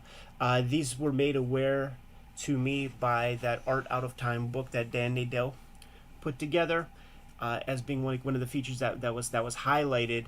And this is pure Sam Glansman. Wow. We just saw him in the GI Combat, but for what is this, Dell? Yeah, for Dell, he did like a 20-something issue run of this Kona series, and it's very odd stuff. Man Out of Time, yada yada. Mm-hmm. But some avatars in there. I always I'm putting together a run, and I'm putting that run together just in the basement of that's so of fun. Ides, a buck a piece. Can't go wrong. Dark Horse presents 9. Dark Horse presents like Marvel Comics presents, or like Chevelle Noir. Like anytime I see those kinds of anthology titles, I scoop them up. Yeah, I scoop them up because you'll inevitably get like at least one cool thing, and sometimes it puts you on to artists that you never knew, and you might just be surprised. In this one in particular, first of all, that story does not look bad, but this backstory, Roma, is Tony Salmons, the Dakota North artist. Oh yeah, he's amazing. Yeah, incredible. Great find, yeah, incredible. It's got such bouncy, beautiful lettering. It's surprising because you could tell it's like earlier, like he's still really tight. Yeah. You know. And then Fossil, I don't know what this is. Another great one of those anthologies around that time was also that Negative Burn. Do you remember that one, Ed? Oh, you know what? Roma is John Workman. Fossil is Tony Salmons. Yeah, this is the Dakota North guy. Negative Burn, absolutely. Yeah, absolutely. A lot of great heavy hitters in that anthology. We just looked at a book that was called Alan Moore's Songbook that collected a bunch of Negative Burn strips that people drew using song lyrics from like his childhood band or something, his teenage band. Yeah, pretty cool thing. Gen 13, Monkey Man O'Brien. I think I have issue number 2. I think there were 2 issues, and if not, I have a different cover for issue number 1 because I do not have this comic. Art Adams, right? Art Adams, of course. Yeah. Script and pencils, different inker. Actually, let me look in it because it might be familiar. Because I do have a Monkey Man O'Brien Gen 13, but you know how you could get waxed sometimes, man, with the variant covers. Right. And of course, a big influence on somebody like J. Scott Campbell. Right, totally. So it makes sense for him to kind of show up here and get a real good payday. I scoop up those early Ninja High Schools. Earlier the better. Yeah. This is kind of a color special. Oh, that's interesting. Yeah, I never tapped into these, so you know, early stuff's great. The Amera manga is an interest of mine for sure, and there are a couple people who did it super well. Like Ben Dunn, when he was really cooking and like really putting in effort, did real good. And then you have people like Reggie Byers, who did Shuriken, had his own publishing house called Victory. This one's called Shrike, and I don't know too much about that. Inked by Keith Andrews, but drawn, I believe, by Byers. It has the Byers stink on it a bit. Kind of big eyes. Mm-hmm. You know, James O'Barr, all these guys, they were kind of like looking at the exact same kind of manga at that point, which would have been not much. It would have been like stuff that Eclipse put out. Yeah.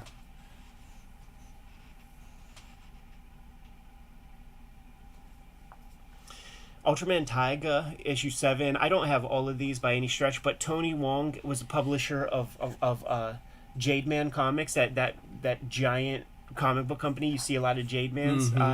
And we did a video of some like late period Jade Man, and Jimmy brought over these Ultramans and Image comics that he drew and things. And these are really impressive. What year was this in? yeah, let's see. Because that's like 2004. Okay. This dude was in like Chinese prison for years. Put together well over 100 issues of Jade Man comics. Kind of innovated a lot of coloring aesthetic that was done in comics. Mm-hmm.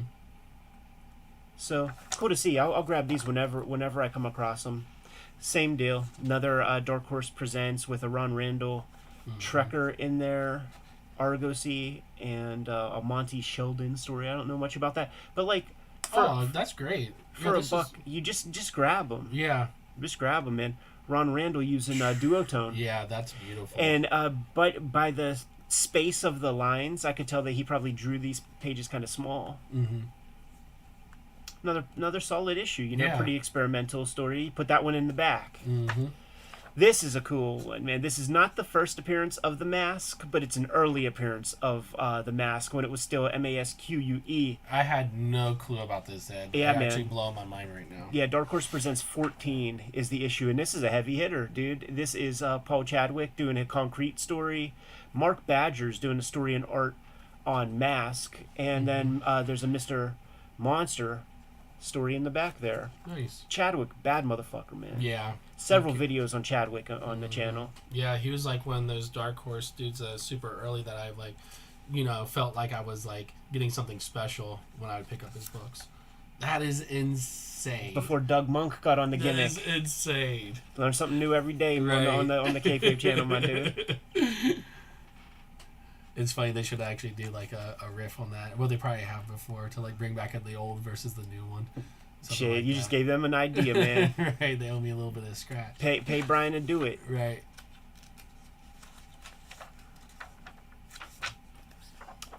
Supreme, number 15. Oh, God. This is very important. Yeah, lay it on us. Because I was going through some Supremes digitally, man, and I come across this artist, Petty, who like has been lost to the ages, but he's one of those McFarlane clones that is supremely fun to look at. Yeah. It's so weird. It's super weird. And I was thinking about these last night, and it's like he's really into like the human faces that McFarlane draws. Yeah. Like usually people are into the monsters, but he's like really into like getting this correct for some reason. Right. You know? It's a very odd tangent. Like he repeats it over and over. Those hairs, the compositions of the pages. Yeah. You know, he did not do enough books to really be memorable, but he could have been, the splat of the organization. Now we realize why you don't put the gimmicks in the damn draws, man, because that is just like... Dude, it's you. All lines pointing towards the sack piece. I'm like, man, you trying to make me feel uncomfortable, bro? Yeah, some of the stuff is really weird. It's interesting because you could tell he picked up on the more cartoony side of McFarlane. Right. Versus the rendered, like, parts of it. Yeah, I do wonder what else this Petty guy did. Did he get out of comics pretty quick? Mm. Did he end up drawing those, like, toy comics? Is it just a kayfabe name for John Cleary or one of those other Boof and the Bruise Crew type guys? Yeah. Yeah, what a great find, Ed. Yeah, weird one, man. Trespassers, man. This is Ohio comics, specifically Cleveland, man. Okay. Joe Zabel, Gary Dumb, two collaborators who worked with Harvey Picar in collaboration lots of times. So yeah, they're in Cleveland Heights. Nice. They published this stuff. They published a lot. There were several Trespassers books. This is issue number 5. They would always give you more bang for your buck. Had a little bit of Charles Burns feel in there. Yeah, kind of. You know, I unapologetically love their comics. Like they're so readable, they're so cool. Yeah, it's very professional. I actually like really impressed by these. Yeah, but it's no fuss, no muss. You know, like it is not about flash whatsoever. You get that mid view always. Yeah. Yeah, you can, as long as it's legible, man. I do not knock it too much, you know. Yeah, but they, Discipline certainly no is flash. Important. Yeah. And then issue of comic scene from the first round. I think there was like maybe 11 issues of the first round, and then more, couple dozen issues of the next. Me and Jimmy recently did a comics journal, issue number 37. We're going to do those chronologically for a while, but I like the idea of going through with comic scenes, amazing heroes, like comics interviews, those kinds of mags. Yeah, totally. And then had to scoop this one up, man, because like this one, this is a legendary comic. This is Walt Simonson doing a Star Wars comic, with this like new NPC character that has black hair with like white streaks and a big gun and a scar on his eye. Sounds like something. And he's very very Terminator like, and which probably speaks to that era. But you got your pretty standard fare. Like, look at this dude. I think this is in between Empire and Jedi when they do those adaptations, and then when they were just continuing to do the damn comics, like this is what the Marvel guys create as a species of Star Wars. Captain Thunder Bunny or whatever. Yeah, I remember Howard Chaykin talking about that. He was like, because he didn't have much of the source material. Right. Yeah, had to like sketch. Yeah. Stuff that he was like seeing on the screen or something. Yeah. Ended up becoming Bucky O'Hare. And then, of course, the great reveal of our scarred eyeball guy when he rips off his face to show his homage to like a Terminator, but potentially very influential comic to some, man. There it is. It's the Ides Hall, dude. Stop by the Pittsburgh comic shops if you're ever in town. We got a bunch of good ones. Ides, Copacetic Comics, Phantom of the Attic, all great shops that we have been going to for years and years and years. And I was surprised that you never went to Ides before. I'm glad we remedied that, and we did not have very much time because it was Sunday. Closes at 5. You guys came into town around 3-ish. We had a good hour and a half to put in that effort and dig around. But there is lots of good stuff. There's lots of good chaos. They always get a lot of new things in. So the back issues, like they replenish pretty regularly. Without further ado, let's get the show on the road. Kayfabers, like, follow, subscribe to the YouTube channel, hit the bell so that we can notify you when new videos are available. Cartoonist Kayfabe Patreon is where the King Kayfabers mitigate the Kayfabe effect by getting all of our videos before anybody else. Brian Moss is Outer Heaven #1. This is where you can order it. Go to Strange Things Moss at Instagram. He has links to his Etsy store where he is selling these things. It is in his 3rd printing now, thanks to the Cartoonist Kayfabe audience. And I hear tell that the dude is working on some other things that will be available sooner than later. Hip Hop Family Tree Omnibus coming to you at the end of this year, collecting all 4 volumes of Hip Hop Family Tree, celebrating the 10-year anniversary of Hip Hop Family Tree, 50th anniversary of hip hop culture. Scoop up that book, 140 pages of new material in there. X-Men Grand Design Trilogy is coming to you. There's a volume or 2 of that out of print as we speak, but this trade paperback is where you're going to be able to get all those stories in one handy dandy volume. All of my X-Men comics. The stuff I'm putting out these days now, brand new. Red Room, Crypto Killers, the last season of Red Room Comics. As of this recording, two issues are out there. By the time you see this video, there are 3 issues out there. Murder on the Dark Web for Fun and Profit is the name of the game. Each issue completely self-contained. You see an issue, scoop it up, give it a shot, and if you like it, grab another. Jimmy has True Crime Funnies. He printed up a bunch of these comics. You bought them all, so now you have to read it on his Patreon until that reprint comes out, and we will let you know whenever those comics are available again in a tangible fashion. Make sure you check that out at Jimmy's Patreon. And Street Angel Princess of Poverty is coming to you towards the end of the year, collecting all of his Street Angel comics that are not in Street Angel Deadliest Girl Alive. Great companion piece to that book. You have both books. You have all of Jimmy Street Angel content to date. We have newsletters. We have merchandise at the links in the description below. All those ways are viable ways to support the Cartoonist Kayfabe channel. Brian, please give the people out there the marching orders so that we can be on our way. Totally. Read more comics. Boom. Perfect. Knock them out. Grab me that Death of Fritz. All right.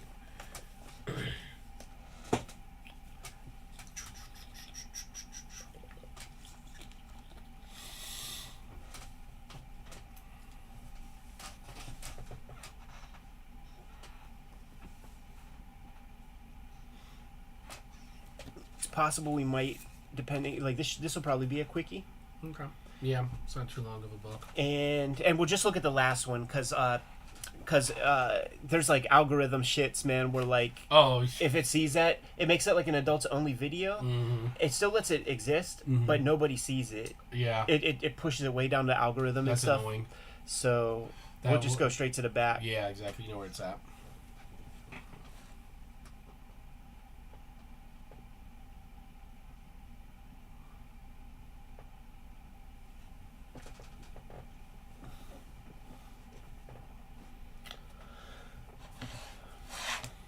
There is a good conversation to have around this, though. Mm-hmm. I don't know what any of this shits mean. I'm good if you are. Yep. Actually, I'm gonna show it so that it shows up in a thumbnail on my.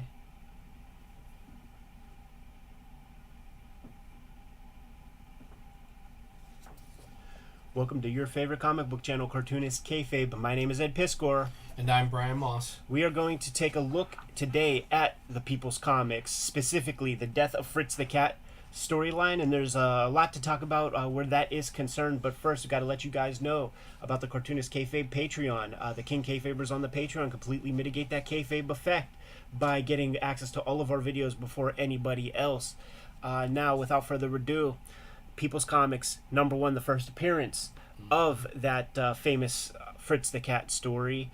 This comic is from 1972. Kitchen Sink. Actually, no, it's not Kitchen Sink. Golden Gate Publishers Company. Mm-hmm. Whoever that is. Sound like some San Francisco thing. Yes, sir. San Francisco right down there. Yep. Yeah, who knows who put this one out, man. But we're going to skip right to the back, man, to go check out that Death of Fritz the Cat comic. We're going to go right to the back to check out that Death of Fritz the Cat Good job, Ed. comic. And there is some good conversation to have around this comic. Mm-hmm.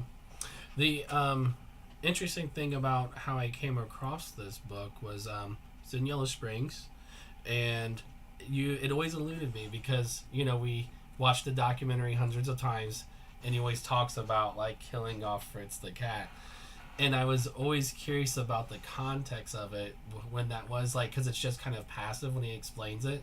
So to find this comic at a comic book shop called Dark Star, it's been there forever. They actually have original art like James O'Barr and all that kind of stuff there. That's so super hippie store, and this copy was found in dead stock, and I think they have a few of them. So it was one of those things to actually like get access to this, kind of like a new book, right, Ed? Right. So it's like was really exciting. So I'm glad to show this today. Yeah, when you showed me this original comic and created the opportunity to do this as an episode, I was thinking about Robert Crumb and just sort of his career in general. And there can't be we'll call it his second least commercial move that he's ever done. The first would probably be some of the the racist portrayals, Right. and the misogynistic stuff probably cut him off from good chunks of the buying audience. Right. So like they're not gonna fuck with you Right. if you offended them or Right. whatever. But Fritz the Cat, he did some deal with Ralph Bakshi and crew. We did a shoot interview with Ralph Bakshi. We asked Ralph Bakshi, what's up with Crumb? Like why is he so salty about the flick or whatever? Mm-hmm. There was a second Fritz the Cat movie that people forget about that is not adapting any Robert Crumb stuff. So there must have been some like 2-picture deal, some like weird legalese that made it possible for them to do that stuff.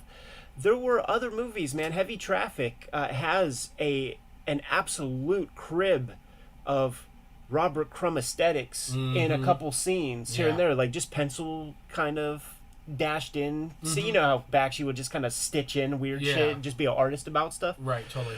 So at the height of Fritz the Cat, where Robert Crumb could have cashed in some way, you know, it's an adults only cartoon, so the mileage may vary. You know, it's not going to be plushy dolls or something, but maybe it is. Well, you know, think about it. In our childhood, they had Rambo, cartoon and action figures. Yeah, RoboCop, like a lot. Toxic Avenger became the Toxic Crusader. Think about that. All the titties in that movie. Right, exactly. So he could have juiced it. Totally could have jumped into mainstream easily. And what does Crumb do? He pivots away from that and does one of the most uncommercial things ever. Does one swan song story for Fritz the Cat that, by the way, isn't even mentioned on the cover or anything. It's buried in the back of this comic. Yeah. Shit. Maybe it's the third least commercial thing he's did because, you know, he would just do these comics that would have all different titles, so you would have to, like, chase him down. Right, like, exactly. You never knew, like, you know, what's the next Crumb comic. It's, even, like, when I was buying Crumb Contemporary, it was, like, mystic funnies and self-loathing funnies and, like, just all, you know, different stuff. So, kills off the character. We know that.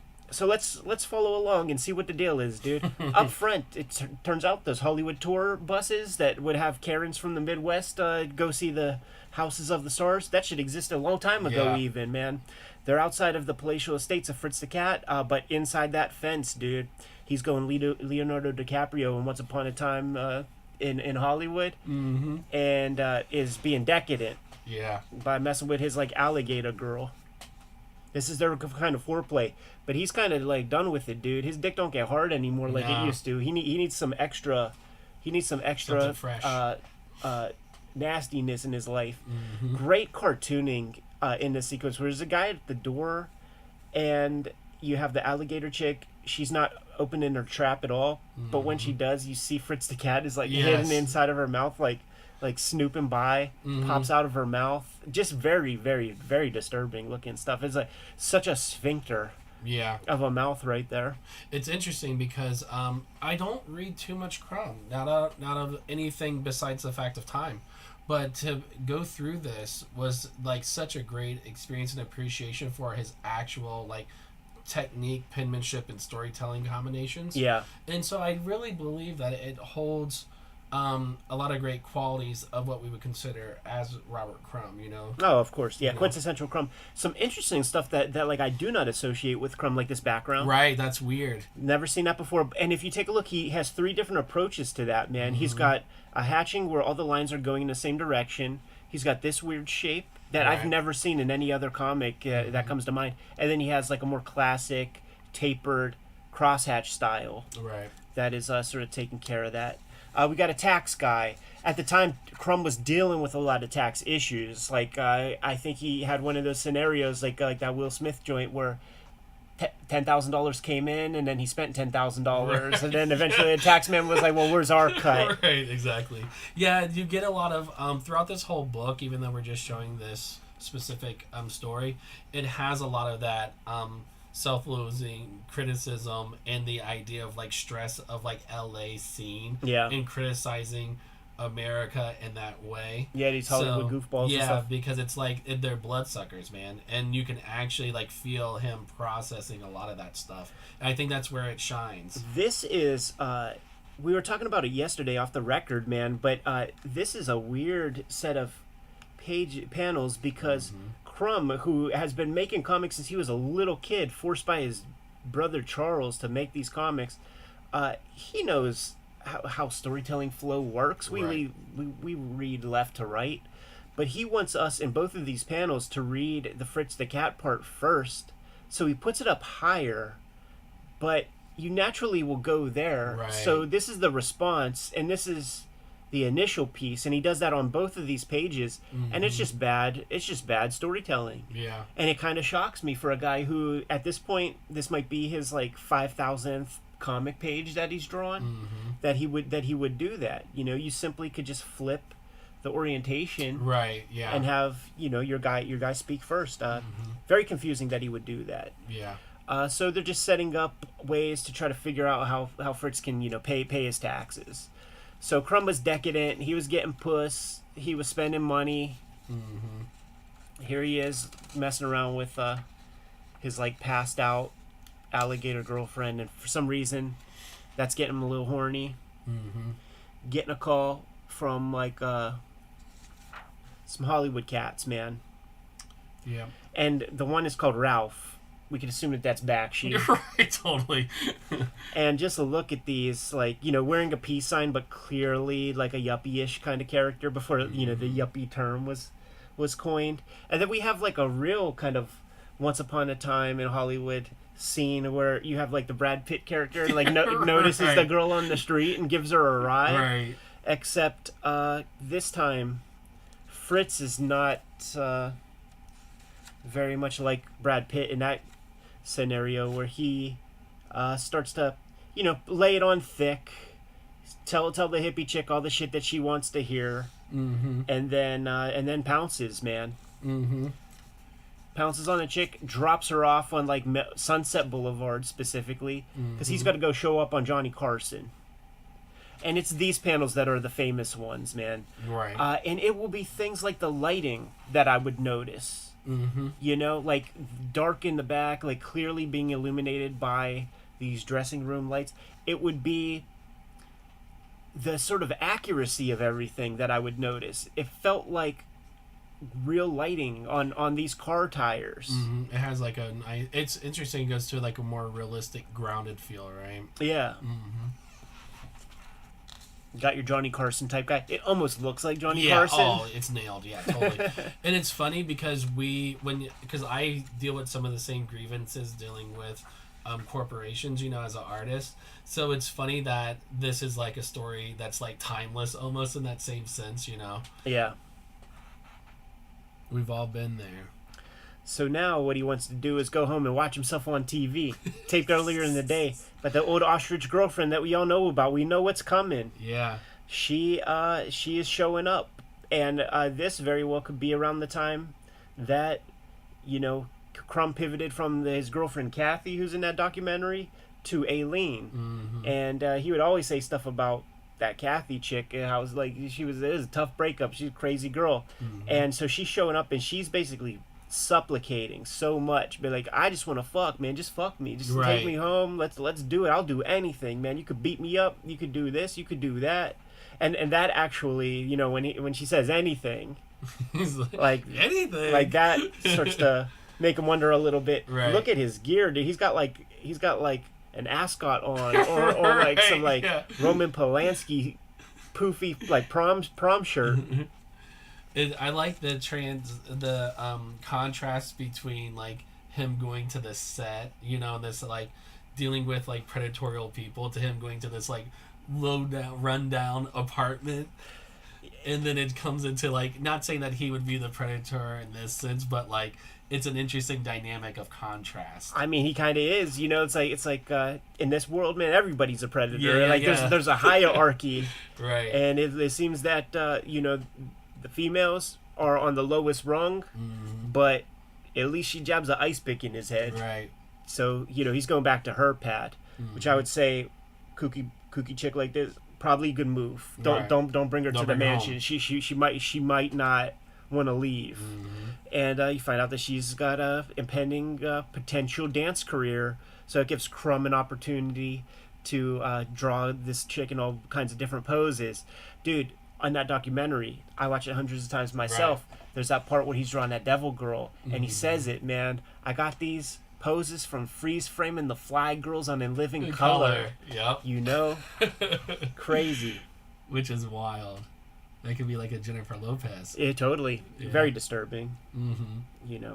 That's a very, very disturbing.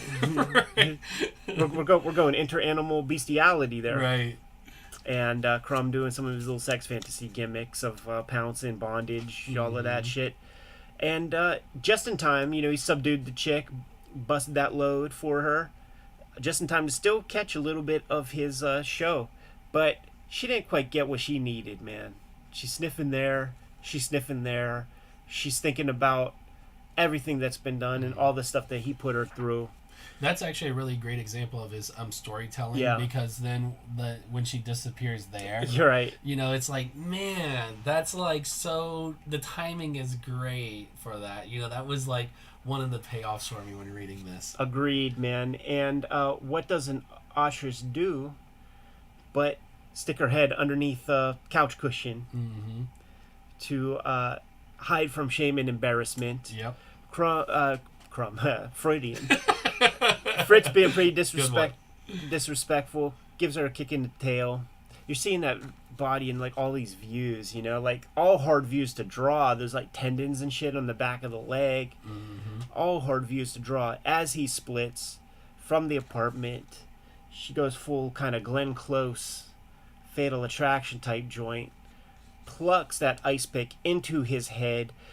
We would not know that it is an ice pick if he wouldn't have said. We wouldn't know what that is. Right. And I think that that's a storytelling piece that that Crumb knew instinctively as a creator, that I should probably put that in there so that people know and understand what that is. She leans over, "Hi yourself, smartass," as the blood pools. You have a neighbor who's going to be narking on her sooner than later, with a final caption that says, "Violence in the media. There's never another Fritz the Cat comic strip." But he would revisit the character on comic covers for things like the Complete Crumb comics. Right. He did a Fritz the Cat collection and other little drips and drabs here and there. But this is pretty much it, dude. Like, that Hollywood stuff soured him on a character that he was drawing even as a teenage boy, maybe even in single digits of age. But he totally kind of graduated from that character, did everything that he could with it, and wrote him off. And unlike a Marvel, Jean Grey or somebody like that, motherfucker stay dead. Right. It's beautiful.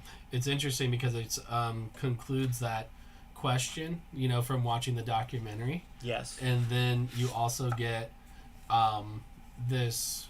It's almost like melancholic in the way that it's like the idea of something that's with you that long turns into something that you're repulsed against. You know what I mean? Yeah. So it's really relatable in a really expressive way. Totally, man. Thank you so much for bringing this on by. For sure. Kayfabers, like, follow, subscribe to the YouTube channel. Hit the bell so that we can notify you when new videos are available. Hit up the Cartoonist Kayfabe Patreon. Mitigate the Kayfabe effect by becoming a King Kayfaber. Get all the videos before anybody else. Get access to our chat room while we record these streams. Brian has Outer Heaven #1 impending. I believe #2 is going to be done pretty soon. And you can order these comics through Brian specifically. This is his Instagram. Add him on the social media channels. You'll have access to his Etsy that way, and he'll let you know whenever there are fresh issues available. Hip Hop Family Tree Omnibus is coming to you soon.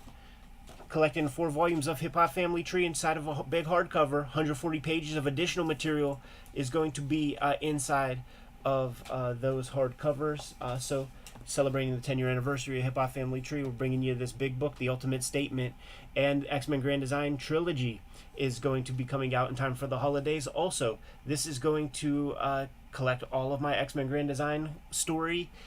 Issue or two of that, a volume or two of that are out of print, so it'll be your way to get all of it in one clip. Red Room is the latest effort that I'm putting out there.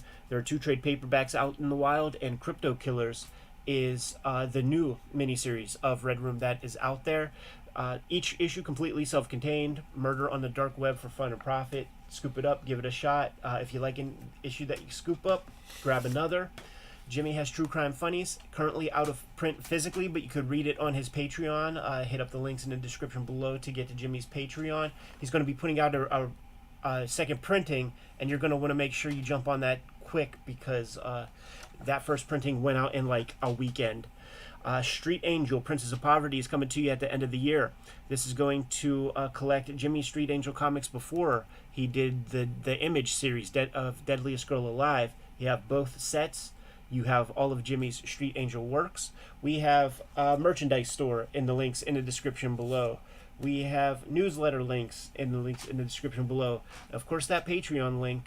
All good ways to support the channel. Brian, let the people know the marching orders, and we will get on our way. Read more comics.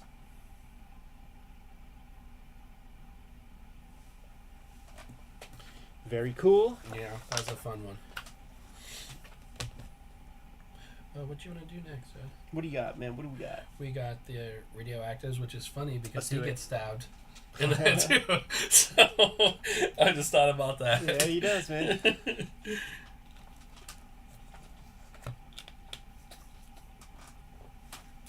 Okay, guys. Next set that we're looking at. This was a great one. This is a great one to bring over because I do not have these. I don't think Jimmy has these. The Radioactive Man 6-issue miniseries. Let me see if the guys can see that. The Radioactive Man 6-issue miniseries. Yeah, you're good, Ed. Is a dude. It's a superhero deconstruction by Decade, and they do a pretty good job of it, aesthetically, spiritually, in Simpsons fashion. So it begins in kind of like the 50s, like 50s DC, 60s Marvel, 70s DC, 80s DC. What do they put a year on this one? Yeah, it's funny because they're like two 80s issues. Yeah, one's like 79, 80 because it has like a Dallas kind of vibe to it. Right. Like a Cold War. Yeah. And then obviously keep going, Ed. Yeah, and then you got your 90s joint. Using the same character, which is pretty fun. So I'm gonna call this video something like the superhero deconstruction you never knew about. Yeah, that would be great.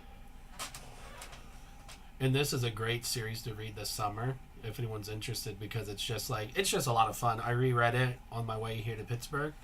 Just laughs and just fun. And the art's beautiful. Yeah, we'll give it all. We'll drop all the science. Totally. So this may be the last one that we do before we take a little lunch break, man. Yeah, that's cool. Because I see my battery dwindling.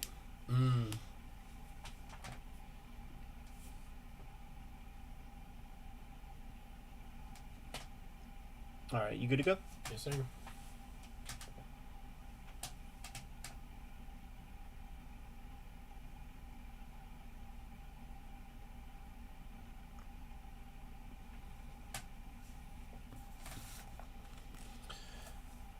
Welcome to your favorite comic book channel, Cartoonist Kayfabe. My name is Ed Piscor. And I'm Brian Moss. And we're going to be taking a look at the superhero deconstruction comic that you don't know about, man. And was news to me and very, very fun to look at. But we want to let you guys know that the Cartoonist Kayfabe Patreon is out there.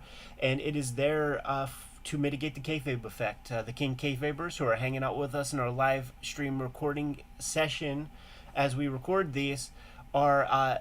they have access to all the comics that we talk about before anybody. If you become a King Kayfaber, you don't have access to the stream. You know, you're working, whatever. Can't be playing around that way.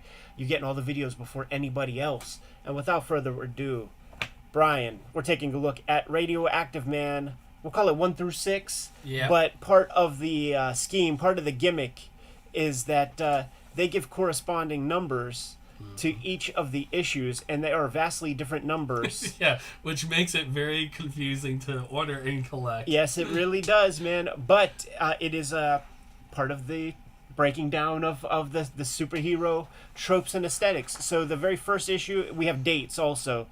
November of 1952, May of 62, and then they stop with it. But this is your 70s issue, clearly. Couple 80s issues, and then you have your 90s issue. So we'll just kind of like go through these kind of fast. You got a Rub the Blood cover. See, there's, for everything that they do correctly, Right. going with aesthetics and comics of the time and stuff, they almost do just as much stuff kind of incorrectly. There's a better way to do it because, and I say that only because we got 1963. Right. from Image Comics around the time that this came out. So you could have done hand done color separations with the dots and things like that in these early runs. And this has like the rub the blood cover, assuming that it's probably glow in the dark, Right? Like if which would make sense aesthetically. Radioactive. And it is a issue number 1, so you got to have bells and whistles.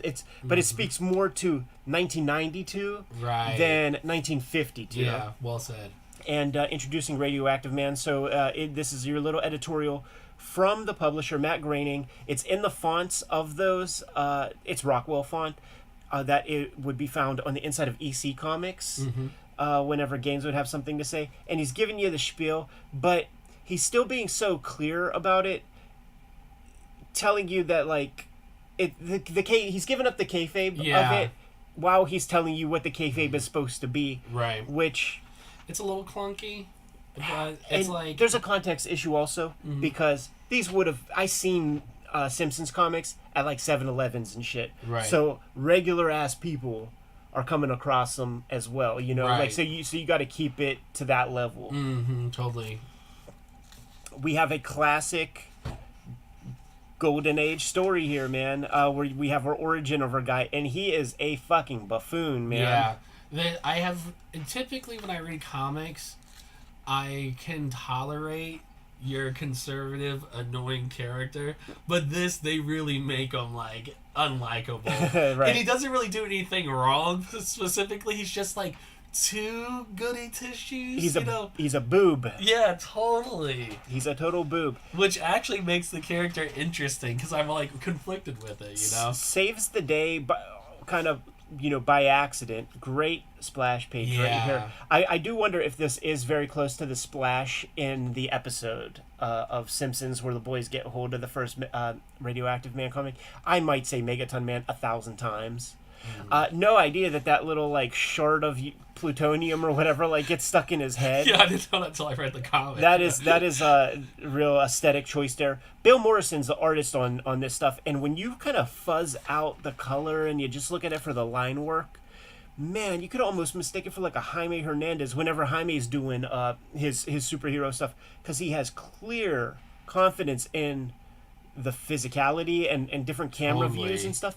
Bill Morrison would have been an illustrator for Disney before this, and he was doing like the VHS covers and shit. Yep. So like I think he did do the Little Mermaid, the Dick Citadel cover that got like recalled or whatever. Yeah, if you think about that, because that golden age, all those box covers are so vivid in everyone's mind. So to see him derail that whole concept and like do something like this truly shows his skill set and talent. Makes me wonder what his natural drawing style is, because he's drawing Disney shit, he's drawing Simpson stuff.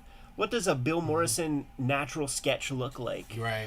Of course, when you have your Golden Age comics, they were rich sources of propaganda, so you got to have your American flag piece to it. Mr. Krabs comics, so we're playing with the comics code kind of energy.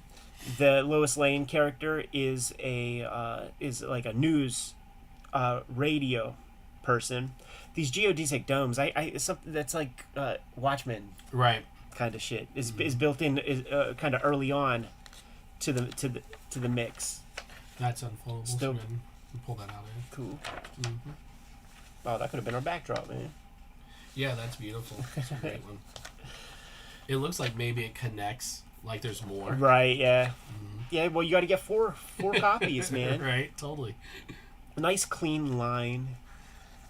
Everything very clear.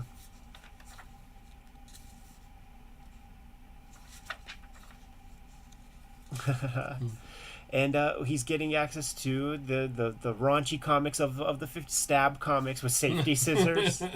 Crime does pay. Very funny. Yeah. We had nice. There will be aesthetic homages also. Like I've seen that image in like a Superman or something. Yeah, it's more apparent the later you get into the issues. It is, yeah. We have our Senate subcommittee hearings. You see Richard Nixon at every stage of his career. Yeah, so this is just great. like kind of like a senator. He's standing for Kayfaber. And we have our Bill Gaines. We got our Bill Gaines kind of like character who's going to show up and defend his comics, using all of the same tropes and isms that the real Bill Gaines did. Like, oh yeah, you know what? It's okay to have that kind of imagery in a horror comic. It would be wrong if it was in something else. We have our Richard Nixon in cahoots with our Radioactive Man, convincing kids to dump their comics into the rivers, but like showing like all the pollution and stuff that's already there, kind of communicating like, is that really our biggest concern if our drinking water is full of fecal matter? So yeah, with that first issue, I'd say that's probably like your generic like get it going. Sure. Sure. And but it does have like all the hallmarks of that like DC late period golden age. When you open this up, we're in Kirby era now. Right, totally. Yeah. We got the Artie Simek type lettering. We have the hyperbole of Stan Lee. We've got lots of characters we're playing with. We got like a lot of Kirby, like kind of Kirby tech. Totally. They try to do as much kind of foreshortening as possible. This is that very first image of maybe it's Amazing Fantasy 15 with Ditko. Beautiful. That's almost like a timely monster. Yeah. And it's fun to see how Morrison kind of pushes the aesthetic of this is where you start getting a little bit of that range in. Yeah, pushes that Simpsons aesthetic to try to fit some of the Kirby stuff. But just like look at these figures, like when he's drawing regular bodies and shit, he's adding like kind of like more black, which is like a Kirby thing. And he just a phenomenal artist, man. You got to give this Bill Morrison fella like lots of respect. Yeah, when I was listening to an interview with him, and this, the next page, this I forgot, it starts getting really good. Like with the Spider-Man.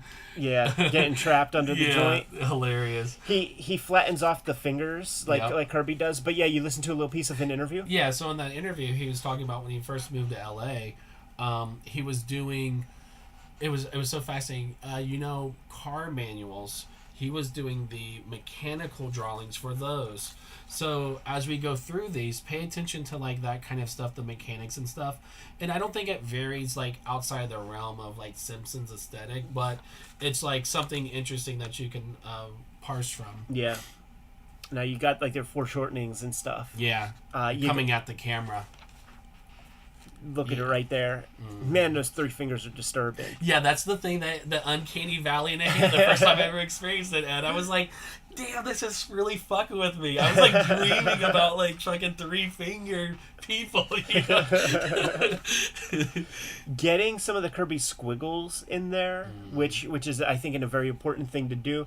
I would imagine that maybe this era and beyond speaks more to Morrison than that golden age stuff that probably even around this time you had very little access to, really. Maybe some of the Treasury editions when it would show like the first appearance of Flash or any of those characters. Very kind of Gil Kane or Ditko-ish piece right here. Totally Ditko. So and then he knows his shit. And then you have like your Marvel Masterworks. Whenever they forgot they didn't sell an ad page or something, Kirby would have to whip up yet another page of work. Radioactive Man number 3, which is issue 216, and is the hippie era. So we're leaning heavy into Neil Adams throughout this entire comic, including this image right here, which would have been like I think an X-Men cover. With like Garok or something like that. But the aesthetic, like this Richard Nixon with that skull face. I think it was called The Colossal Man. It was a B movie that half his face got mangled up just in that same way. Oh, okay. That's so really cool. We're getting some movie nods in here. Stuff like this, the simplicity of it.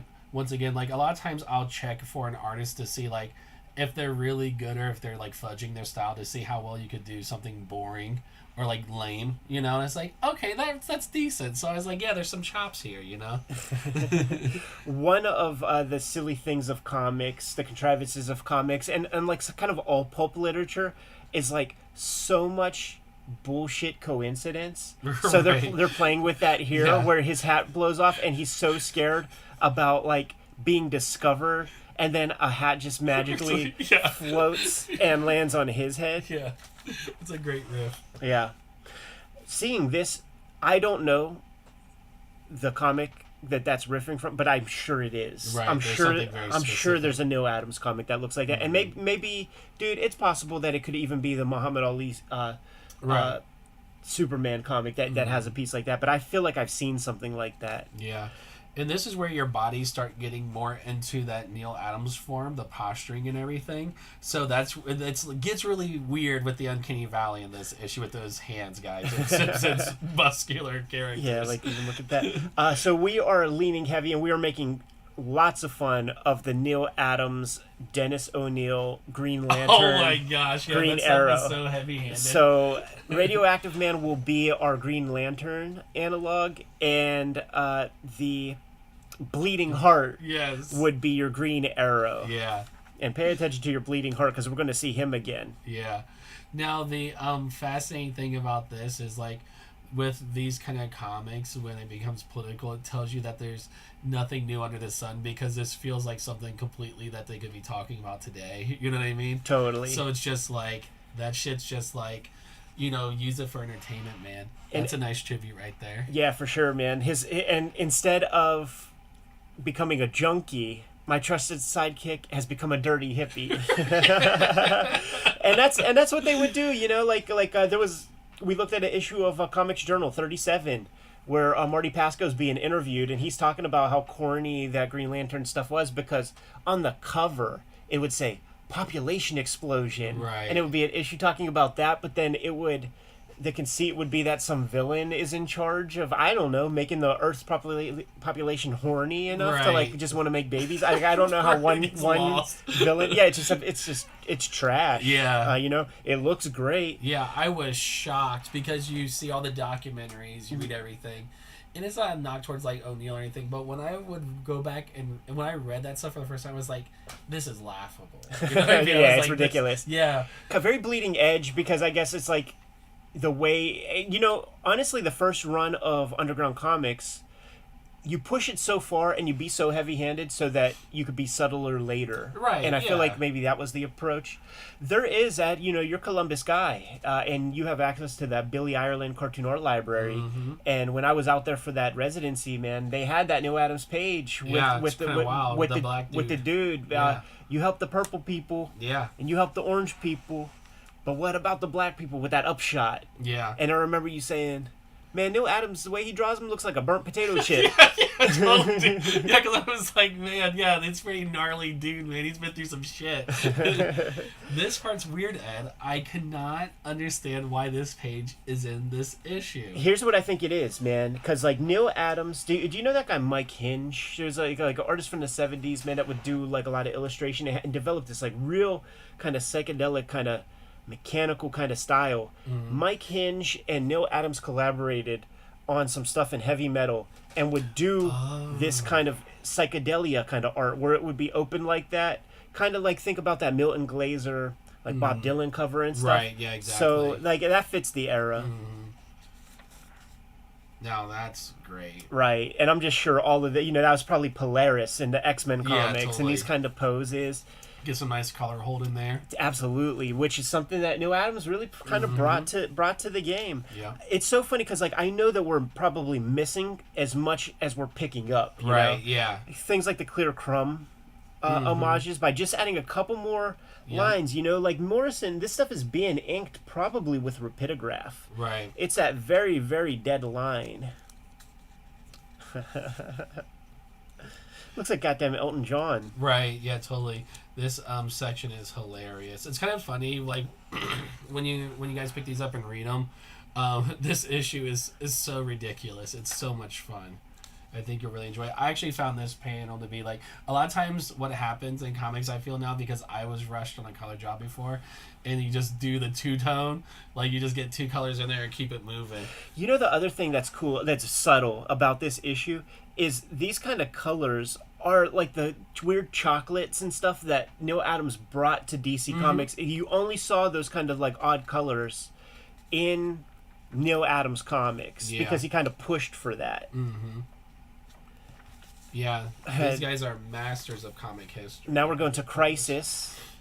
Oh, yeah, totally. On Infinite Earths. And something I realized, dude? It's funny because, the stunt comics like Crisis on Infinite Earths and Secret Wars. I never read any of that shit. Yeah, like Supreme Squadron and all that So stuff. so much of that is going to be like lost on me. But I vaguely get the references and stuff. Yeah, it was like with this one, it was kind of for me a like it just felt more political, which is fine, but it just had kind of like that era that I missed, like the late 70s, early 80s, because once we hit Dark Knight, Mouse, Watchmen, like a lot of that stuff from that previous 5 years, 5-6 years is forgettable, unfortunately, or I haven't read. Right. So I'm with you. And that stuff was just, it's built to sell people on stuff. You're going to get the marks to buy it. Right. But the concern is not quality at all. Right. It's to get another comic with Batman and Superman and Spider-Man and Wolverine into the mix. So he turned bad, so he's got to get stabbed in the head with that little arrow joint again. Right. That little lightning bolt. Yeah, that shot's so good. It's so much fun. Now we're getting to it's so funny because it's deconstructing the deconstructions. Right. It's interesting. I'll bring up there's a point, where was it? I think Watchmen 1. Mm-hmm. So Miracle Man, in the first issue of that, he did that Rush deconstruction where he took her from the Golden Age and like 3 page later to modern. Yeah. So that was like a pretty interesting expression. I'm trying to think of anything that would have been would that been before? Yeah, that would have been like mid 80s. So I'm trying to think, if there was anything prior to that, or like that was even that you could reference, that came in for this to exist, Yeah, not too much, man. There was that novel called Super Folks. Right. And you know what else existed? There was the novel to Roger Rabbit, and which before the movie was made. This is no clue about this super early, and it's a deconstruction of like cartoons and stuff. Right. I mean, it is. Yeah, it's the there's movie. a parallel in the movie. Yeah. So and there's a franchise to Roger Rabbit. There's like maybe several novels. Had no clue, dude. Yeah. Had no clue. So Super Folks, Roger Rabbit, and then they're all, the authors are probably the same generation as Alan Moore. So you grew up with this stuff. Right. But then the sensibilities have changed. Now we're in a Cold War scenario, and our sensibilities are just way different. So I love how it jumps from Watchmen, 3 pages of Watchmen, to Dark Knight, and it's all familiar stuff. Yeah, he nails it. It's the 4-tier panels with four across. You got the origin. You got the TV screens with the voluminous text. You got the pathos in the face. Can you imagine like doing that page? You would be like, dude, let me do that. Like that would be a dream. Like, oh, since this is Dark Knight, okay, let's do it. So funny, man. We're pushing away from Bill Morrison's art on this one. He's doing some inks, but we're getting mostly layouts by Steve Vance and Tim Bavington. Because we are in the more tumultuous 80s, Bleeding Our Heart is now Dark Heart, or no, Heart of Darkness. Which is just so great. Like, it's such a cliche. I love it. And if you paid attention to earlier issues, man, Bleeding Heart had the big smiley face on his wall. This is that Adrian Veidt joint, be the little Ozymandias. Yep. Fucking toys and stuff. Yep. Now this is probably some like Crisis type shit. Yeah, but now we're definitely. going back to Dark Knight. Silhouetted TV panels. This one, I wonder, is that there's that one part with the John Dee story in Sandman where he breaks the ruby and then is on a page of white, and then you realize that he's just standing inside the palm of Sandman. Right. I wonder if that's what we're looking at. Yeah, this part got a little lost for me in the sense of the references. And it might be Secret Wars and Crisis and that kind of stuff, because like it's beyond me also. Mm-hmm. And we still get some of those kind of flares like the Jack Kirby stuff in there, so it might be even a mixing, right? Because they do time travel, right? Yeah, so that speaks of Crisis on Infinite Earths then. It would be interesting, and if someone picked up like this issue first, and they open it up and they see they're like, it'd be like, what the hell is this about? What's going on? So I kind of like the idea of the single issues, you know. And then the last issue in the '90s, man, we got which, what would that like? I don't know that reference. Yeah, like I cannot point that out. A big kissing scene, like that one's lost on me. Yeah, unless it's the idea of like how they would fill a page with just like a face like that. But... Right. And then this is fun because we get to see Steve Vance show us like what it looks like to through their vision what Image Comics is. They capture it with the aesthetic on the inside cover. They nailed it. You know, that would be the Spawn logo. They would always dedicate a piece. You know, McFarlane would do that. Mm-hmm. So it's Spawn that they're leaning heavy on. Totally. Yeah. For sure. Playing with the panels, no more grids. You know, the 6-panel grid, the 9-panel grid, that was for the Silver Age. Right. That was for the Kirby stuff. Yeah. Now we got to do this kind of shit. That's so ridiculous. That's such a Sam Keene, and Todd McFarlane. You recognize it, you know, like literally Sam and Twitch. There would be so many donut eatings, Remember man. when Todd McFarlane would say in that interview, he'd be like, "Yeah, I could draw a page. I could tell a whole story in one page." Right. Yeah. Like that's this right here. Yeah, totally. And they were like, "Oh, really?" And then just with this like gradient, the digital gradient. But just the line of just like the city gesture of this the shit that we all did as kids. Right. Man. Totally. The prawn. Yeah, he's like now he's the prawn. Like Spawn, the prawn. Yeah. Using that kind of Comic Sans, you know, Simpsons font, it doesn't make for a nice reading experience. Agree. It's very thin. It's, you know, 2 pixels wide, black lines. It's ugly. Yeah, I noticed it here and in this issue. I was like, man, I don't know what it is. It was kind of a turnoff. Yeah, in later comics, and depending on who is at the helm, like they will get like a better computer font that's more kind of classic and just legible. The boldness. There's something to say for the boldness. Yeah. And the amount of words is nonsense. Yeah. Which is opposite. Yeah, they have him here switch capes to make him cooler. So that's the response is a Todd McFarlane cape. Right. But just think about opening this issue at that time. You'd be like, "Oh, this is awesome," you know? And it is cool. It's hilarious. You have like the characters they're lost in time in that kind of way that, you know, Bruce Wayne has been 25 years old for 80 years.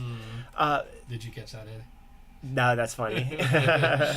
That's super funny. So they slightly update, you know, she was like a radio journalist in the Golden Age, but she is that chick who's the talking head news girl from the Spawn comics. Crazy poses, very important to the mixture. You got to get even bigger, even stronger, new improved. You got to have some metal. Yeah, some spikes, some pouches. It still is very much subdued. Like these guys, they don't quite get it. Like it's the forest for the trees. They're too in it to understand. Yeah. Like all of like the little pieces. Mm-hmm. And one of the other kind of things that sort of doesn't work with this is you know, they kept the consistent colors. Right, yeah, they didn't, like you said that earlier, it's like the idea of like changing the color aesthetic along with it would have like really conveyed the notion. Yeah. It would be interesting if they collected this and did some of those changes. I mean, hire me and Jimmy, man, to fucking like do it up, and I promise that would be beautiful, like, because like all the bones are there. Yeah, totally. Yeah, give it a Ed Piskor recolor, hip hop friendly tree style. And because like you bump up the black line over the years, and then you start to do the radial blurs and shit like that for the '90s joints. Yep. There's a way to do it, and then it just like goes back to status quo. Yeah, they kind of wrap it up. You know, it goes back to status quo. It's your last kind of McFarlane-ish joint, and now we're back to, you know, your grid. The radioactive worm, I do wonder if that is a nod to Captain Marvel comics, the Monster Society of Evil, where the main villain is a little green worm just like that, and Captain Marvel is fighting it. There's one part where he has to transport the worm and puts it inside his belt waist, but then it's like starts digging around his butt and fucking crotch. That's hilarious.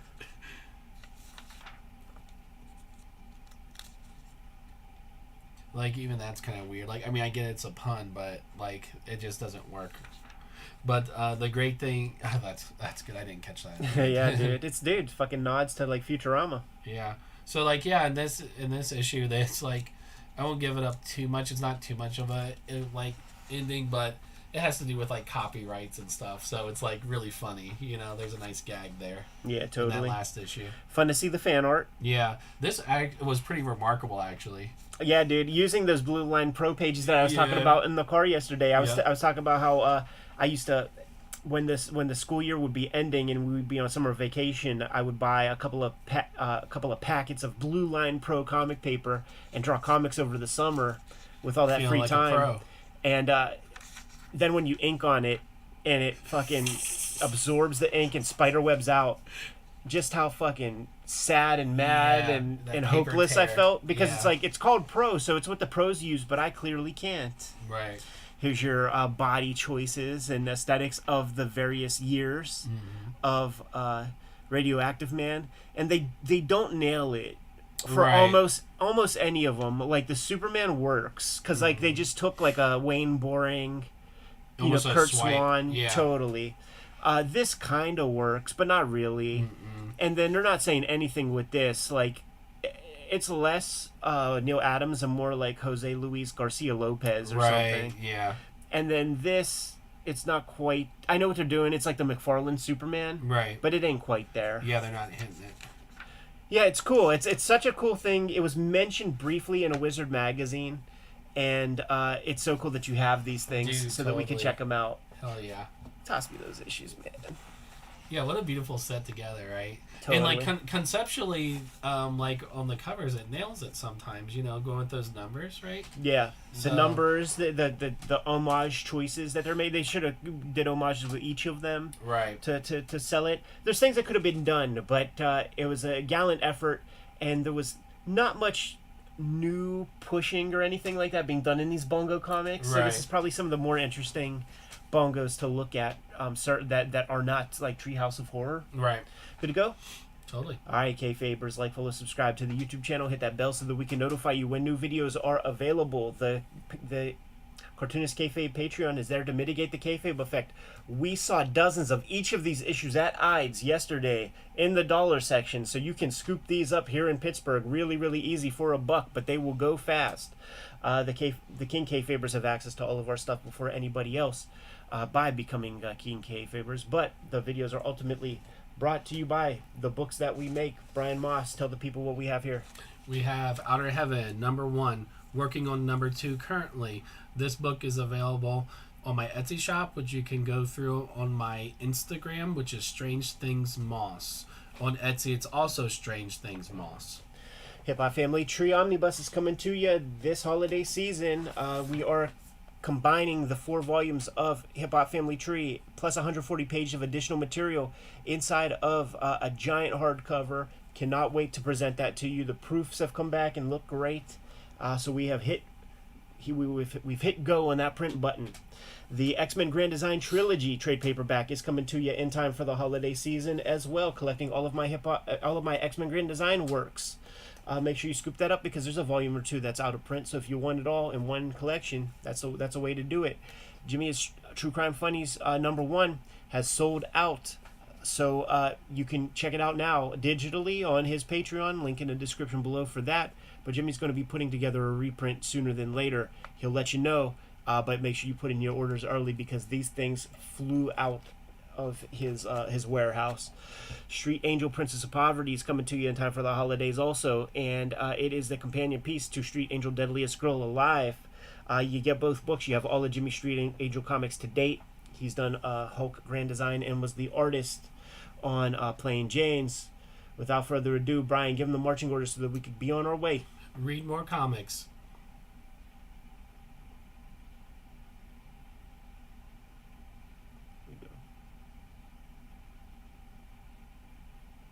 Excellent.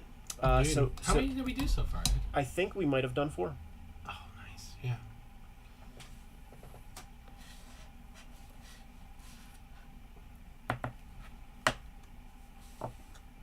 So let me just make sure that we got all these things, man. Because like Yeah. playing with this new shit. Yeah. Oh yeah, totally, dude.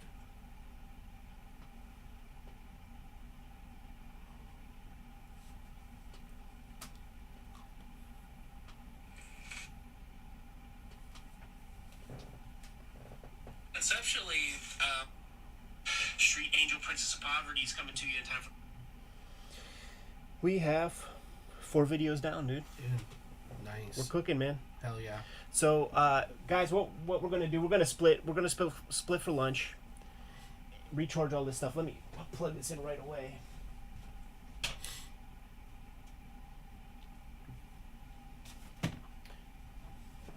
Probably come back in 45 minutes to an hour, and record the last blast. I think we could probably put up a stream for that. It didn't take too much. Anything. Yeah. It didn't take too much time out of our game. Totally. We're going to be doing a little bit of a Marie Severin celebration. We're going to be looking at some esoteric Paul Pope stuff, man. And then we're going to take a look at the 1988 year of Mad Magazine. That's gonna be a blast. Yeah. So cheers. See everybody soon. Go take a little break. Yeah, get some food in you. And we'll be back sooner than later, man. Just got to recharge the batteries on all of my electronics.